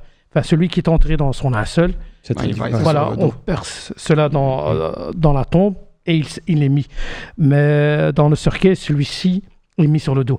On a certains pompes funèbres proposent des cercueils qui sont dans lesquels on peut le mettre sur le flanc, en oblique. Mais il est toujours mieux la sunna. Et c'est depuis Adam alayhi salatu wassalam jusqu'à maintenant, on a toujours été enterré dans les linceuls. Il faut éviter le cercueil. À partir du moment, chez Omar, où on a l'opportunité de le faire, on profite. Il faut le faire, exactement. Alors, à Bruxelles, on a une situation où ce n'est pas possible. Oui. Voilà. De plus, par rapport aux pompes funèbres, vous n'avez qu'à présenter votre carte d'identité. Si vous avez une assurance, ils se chargeront de tout. Sinon, il y aura un petit versement à faire par rapport aux pompes funèbres. Ils se chargent de tout. Faites attention à ce que tout soit fait dans le respect du défunt. Les familles, le fait qu'ils sont en deuil, on ne va pas parler en mal par rapport, mais demandez vos droits. Demandez vos droits afin que tout soit bien fait. Demandez aussi que le défunt, que la prière se fait à la mosquée. et non directement au cimetière. Pourquoi la mosquée? Certains vous demanderont de le faire directement au cimetière. Certains vous le demandent pour des raisons. Mais demandez à ce que le défunt, la prière se fait à la mosquée. La mosquée, la raison, on l'a cité là tantôt, où plus que de gens soient présents, il y aura cette intercession. Rien que pour cette raison, Non. franchement, il ne faut pas. Si vous le faites au pas hésiter. cimetière, ça ne sera que les proches qui seront présents. Non. Et le nombre sera inférieur. Non. Enfin, demandez ce droit. Jazakallah khair. Barakallah Le fik, paiement Cheikh est fait. Omar. Que ce soit Allah le ynourek. paiement est fait, demandez.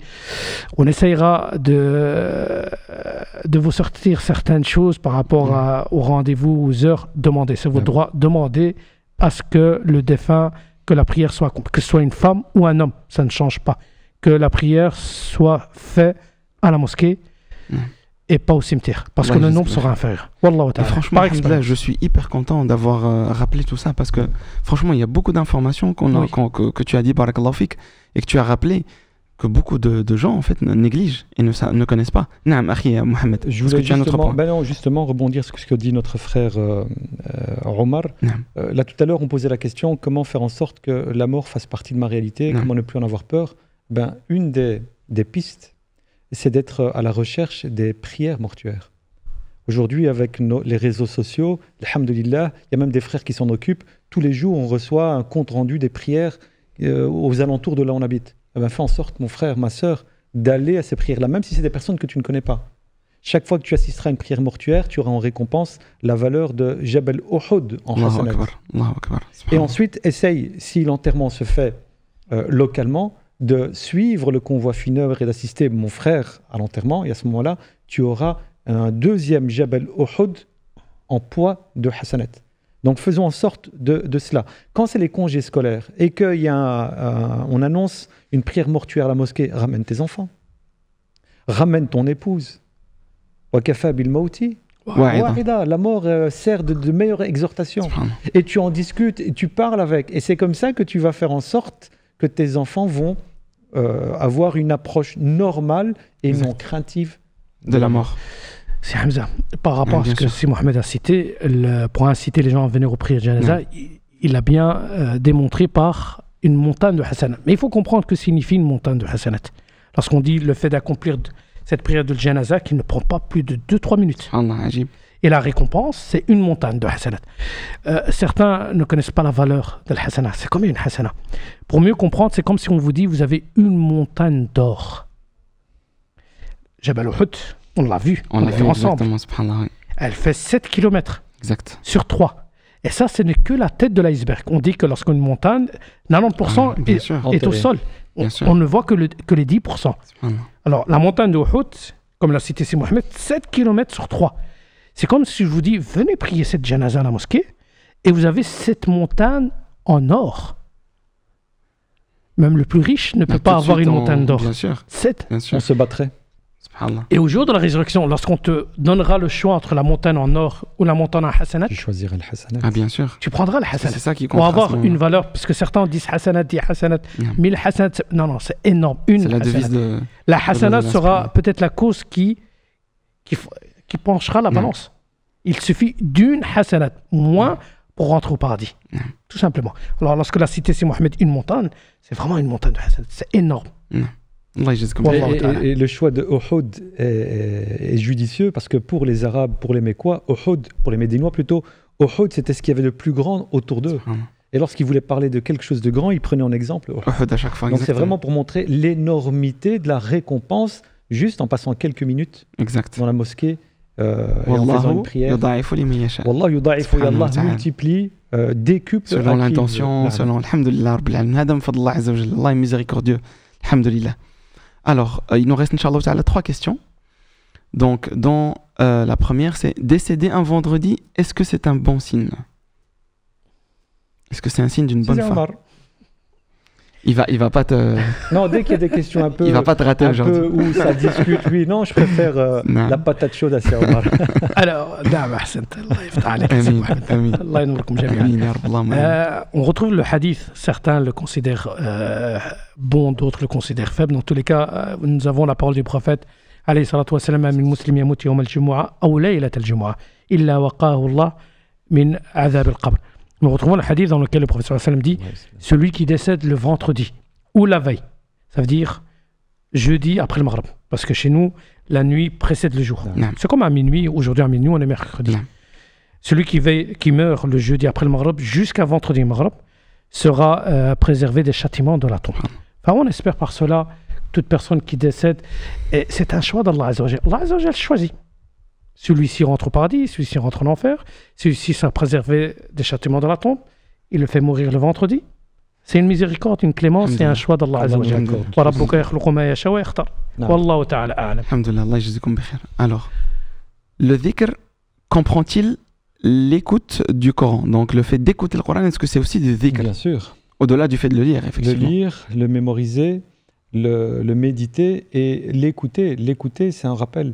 Écouter le Coran te rappelle Allah, la parole d'Allah, parce que sinon à ce moment-là, ce serait même injuste. Ceux qui ne savent pas lire l'arabe, ceux qui ne savent pas encore lire l'arabe, le nouvellement converti ou reconverti, il ne peut pas entrer dans ce qu'on appelle le dhikr. Donc le dhikr, ça rentre, l'écoute du Coran entre dans le dhikr. Même si on donne priorité à la lecture et faire en sorte que lorsque tu lis le Coran, que tes lèvres bougent et qu'on entende un minimum. Exact. Les lectures, on va dire, intérieures, bouche fermée, ainsi de suite, n'ont en réalité aucune incidence sur toi. Barakallahu fikum. Si Hamza, le meilleur dhikr, c'est la parole d'Allah Azza wa Jal. Le meilleur dhikr, inna nahnu nazzalna dhikra. C'est le Coran. Le meilleur dhikr, c'est la parole. Il fait partie. C'est le dhikr, c'est la parole. Ensuite, vous avez le meilleur dhikr, ce sont Subhanallah, walhamdulillah, wa la ilaha illallah, wallahu akbar. Et il y a aussi le hadith du prophète qui dit Afdalu dhikri la ilaha illallah. Voilà. Et le dhikr en lui-même, c'est la parole. Et le meilleur dhikr, c'est la récitation du Coran. Wallahu ta'ala. Hafidhakum Allah wa ra'akum. Et alors, dernière question, Inch'Allah ta'ala, de notre podcast d'aujourd'hui. Est-il permis d'accomplir la Umrah pour un défunt? Alors, on va encore une fois laisser notre spécialiste de la Umrah répondre à cette question. En plus, il vient d'en revenir. Inch'Allah, ce sera une réponse bénéfique, bidnillah. Il est permis d'accomplir une Umrah pour un défunt. Il est permis sous condition que celui-ci l'a déjà accompli. Comme pour le pèlerinage. Quand tu dis celui-ci l'a déjà accompli, c'est celui qui veut le faire pour celui qui veut le faire on fait d'abord notre propre Umrah. D'abord, ensuite. Et la même chose pour le Hajj. Très bien. Le professeur sallam a remarqué que durant le pèlerinage d'adieu, qu'un compagnon a dit Labbaik Allahumma an shubruma. Voilà, exactement ce que je voulais demander. Il fit l'attention pour un autre. Donc la méthode exacte, c'est comment faire. Donc imaginons, on fait notre Umrah comme. Voilà. Et ensuite, le faire pour un défunt à ce moment-là. Mais comment? Je veux dire la méthode, la manière de le faire, de le formuler. La formule. Pour le défunt. C'est de se présenter au miqat et de dire Labbaik au miqat pour entrer en état de sacralisation, de dire Labbaik Allahumma umra an sur et on cite la personne, le nom de la personne. Okay. Là, on rentre en état de sacralisation. Il restera à venir à la Mecque pour faire le tawaf. Excellent. 2 unités de prière. Le As-Sa'i, Safa et le Marwa, et de raser ou couper les cheveux. Excellent. Tout simplement. Il n'y a pas plus difficile qu'une Umrah. Alhamdulillah. Qu'Allah te préserve. Justement, je profite, j'ai une question, c'est pour éclaircir notre public, Sidi Omar. Est-ce qu'une personne qui accomplit une Umrah pour elle peut, quelques jours plus tard, alors qu'elle est encore présente sur les lieux, accomplir une Umrah pour un défunt? Ou est-ce qu'elle doit d'abord rentrer chez elle et revenir quelques mois plus tard pour l'accomplir? Est-ce qu'elle peut profiter de sa présence sur place pour le faire en sachant que le voyage coûte cher et qu'on ne vient pas toutes les semaines à la Mecque? Très grande différence entre les savants. Très grande différence entre les savants par rapport à cela. Certains demandent de réeffectuer un nouveau voyage. Tu as la parole de l'imam Ahmed, jusqu'on voit la couleur des cheveux pour ceux qui rasent jusque les cheveux poussent. Vous avez d'autres qui demandent d'aller au miqat le plus proche, qui est à 70 km, pas le miqat de Aïcha. Ça, c'est pour les habitants de la Mecque. Très grande différence. Mais pour je ne suis pas là pour donner, je ne suis personne, mais nous avons l'imam Nawawi et d'autres qui disent, comme pour les prières nawafil, on peut faire autant de prières nawafil. Comme pour l'aumône, on peut le faire à n'importe quel moment et autant de fois qu'on veut. Comme pour le zikr, on peut faire autant de zikr qu'on veut. On peut réciter le Coran autant. Enfin, l'imam Nawawi rahimahullah était d'avis qu'on peut faire 2-3 umrah dans la même journée. Parce que c'est un acte de piété. Il suffit d'aller à Tan'im, le quartier de Tan'im ou la mosquée de Aïcha ou bien Arafat de l'autre côté, et de revenir faire autant de umrah.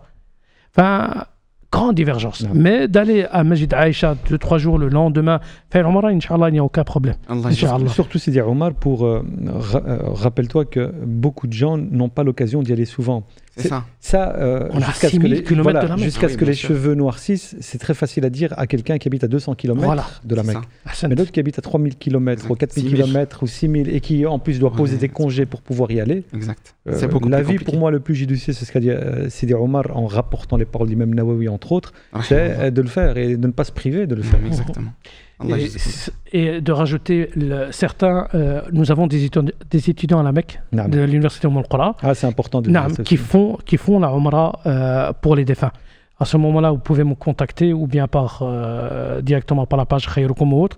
Je suis en contact avec ces étudiants, que ce soit pour la Umrah ou même pour le pèlerinage. Parce que nous sommes dans la période de pèlerinage et certains veulent faire pour des proches qui sont Pour un décédés. prix symbolique. Ils ont leur prix. Il suffit de me contacter, les Voilà, étudiants. c'est ça. Ce sont des étudiants qui sont sur place, qui le font. Vous pouvez me contacter ou bien via la page ici d'Arifton, ou bien Khayrukum, ou bien ma page, le professeur Omar Farid.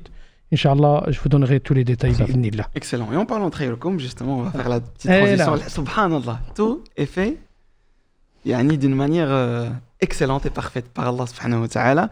Mais avant de parler de Khayrukum, je tiens à vous remercier énormément parce qu'on vient de me communiquer que beaucoup de personnes, mes chers intervenants, vous font des invocations en votre faveur. Allah subhanahu wa ta'ala yataqabbala minhum du'a'ahum, qu'Allah subhanahu wa ta'ala accepte et exauce leurs invocations. Barakallahu fikum jami'an. Et nous demandons à Allah subhanahu wa ta'ala de vous préserver, de vous protéger. Nous demandons à Allah subhanahu wa ta'ala de nous accorder toutes et tous une bonne fin. Inch'Allah ta'ala, innahu liyu dhalika al-qadiru alayhi. Nous demandons à Allah subhanahu wa ta'ala également de faire miséricorde à tous nos défunts et défuntes. Nous demandons à Allah subhanahu wa ta'ala an yaj'ala quburahum riyadan min riyadil jannah. Amin. نسأل الله سبحانه وتعالى أن يرحم أمواتنا جميعا. اللهم يا رب اغسلهم بالماء والثلج والبرد ونقهم يا رب من الذنوب والخطايا كما ينقى الثوب الأبيض من الدنس. اللهم يا رب العالمين اجعلهم يا رحمن يا رحيم عندك مع النبيين والصديقين والشهداء والصالحين وحسن أولئك رفيقا إنك ولي ذلك والقادر عليه يا أرحم الراحمين يا رب العالمين. Et franchement, moi je n'ai qu'à dire que c'était un magnifique live, alhamdoulilah. On a appris énormément. Moi le premier, je vous avoue que j'ai appris énormément, alhamdoulilah. Et on a eu finalement cette relation, on a finalement bien compris ce concept qui est la mort, subhanallah. Comme on est en pleine vie, donc la vie c'est finalement quelque chose qu'on connaît très bien parce qu'on est en plein dedans, mais la mort aussi en fait, c'est exactement comme la vie, on est aussi en plein dedans. C'est ça qu'il faut réaliser et c'est ça la conclusion que j'en tire, subhanallah, de ce podcast. C'est juste que subhanallah, on ne le réalise pas. Ou alors, on est tellement pris par la vie justement qu'on s'est totalement éloigné de la mort. Ma'al asaf, malheureusement. Et donc au final, dès qu'on arrive à mettre les points sur les i, de restructurer l'intérieur, Ça fait du eh bien. bien ça fait du bien, subhanallah. Falhamdulillah rabbil alamin, nous demandons à Allah subhanahu wa ta'ala que ce podcast soit bénéfique Amin, pour toutes amin, et tous, amin. inshallah ta'ala, qu'Allah nous accorde la sincérité dans nos actes et nos paroles. Innahu Amin. lidhaka wal qadiru alayh. Et donc, justement, je fais la transition pour le projet Khayrukum. Donc je vous rappelle, le projet, à quoi ça consiste. Donc, le projet consiste à offrir des cours de Coran, donc des cours de Coran, gratuitement aux élèves, alhamdulillah rabbil alamin, par le biais de une sorte d'investissement. Cet investissement, il vient de où? Bien, il vient justement de vous, de nous, de vous, de tout le monde, alhamdulillah rabbil alamin, de toutes ceux et tous ceux et toutes celles qui n'ont pas les moyens d'aller par exemple donner des cours. Ils aimeraient bien donner des cours de Coran, ils aimeraient bien apprendre le Coran et l'apprendre aux autres. Mais malheureusement, voilà, par X ou Y raison, ils ne peuvent pas. Ou même d'autres qui veulent tout simplement investir dans ces projets qui justement font parler de la parole d'Allah subhanahu wa ta'ala, qui permettent de propager le bien, alhamdulillah rabbil alamin, et de propager la parole d'Allah pour qu'un grand nombre de personnes puissent apprendre la parole d'Allah subhanahu wa ta'ala. Et donc ils décident d'investir dans ce projet-là. Et donc Khayrukum est justement là pour ça. C'est un projet qui va offrir de A à Z des cours de Coran à des élèves qui sont motivés, qui sont intéressés et qui aimeraient bien apprendre soit de lire le Coran ou bien de le mémoriser, ou bien les deux, Inch'Allah Rabbil Alamin, pourquoi pas. Et donc ils sont motivés et qui viennent simplement s'inscrire sans aucun frais. Tu me corriges, cher Omar, sans aucun frais requis, rien du tout. Tu viens, tu montres ta motivation, tawakkal à Allah subhanahu wa ta'ala, tu demandes l'aide à Allah subhanahu wa ta'ala et ton inscription elle est faite sans aucun frais. Tout cela, alhamdoulilah, est possible grâce à Allah subhanahu wa ta'ala, thumma, effectivement, vos dons. Donc, pour donner un don et pour investir dans le projet, n'hésitez pas à visiter le site internet donc de l'ASBL, khairukum.be, ou bien d'aller sur Instagram et de visiter leur page Instagram, et vous allez voir que dans la bio, il y a un lien Cotisop qui permet justement de faire un don. Alors une autre information, c'est que récemment, l'ASBL, alhamdoulilah,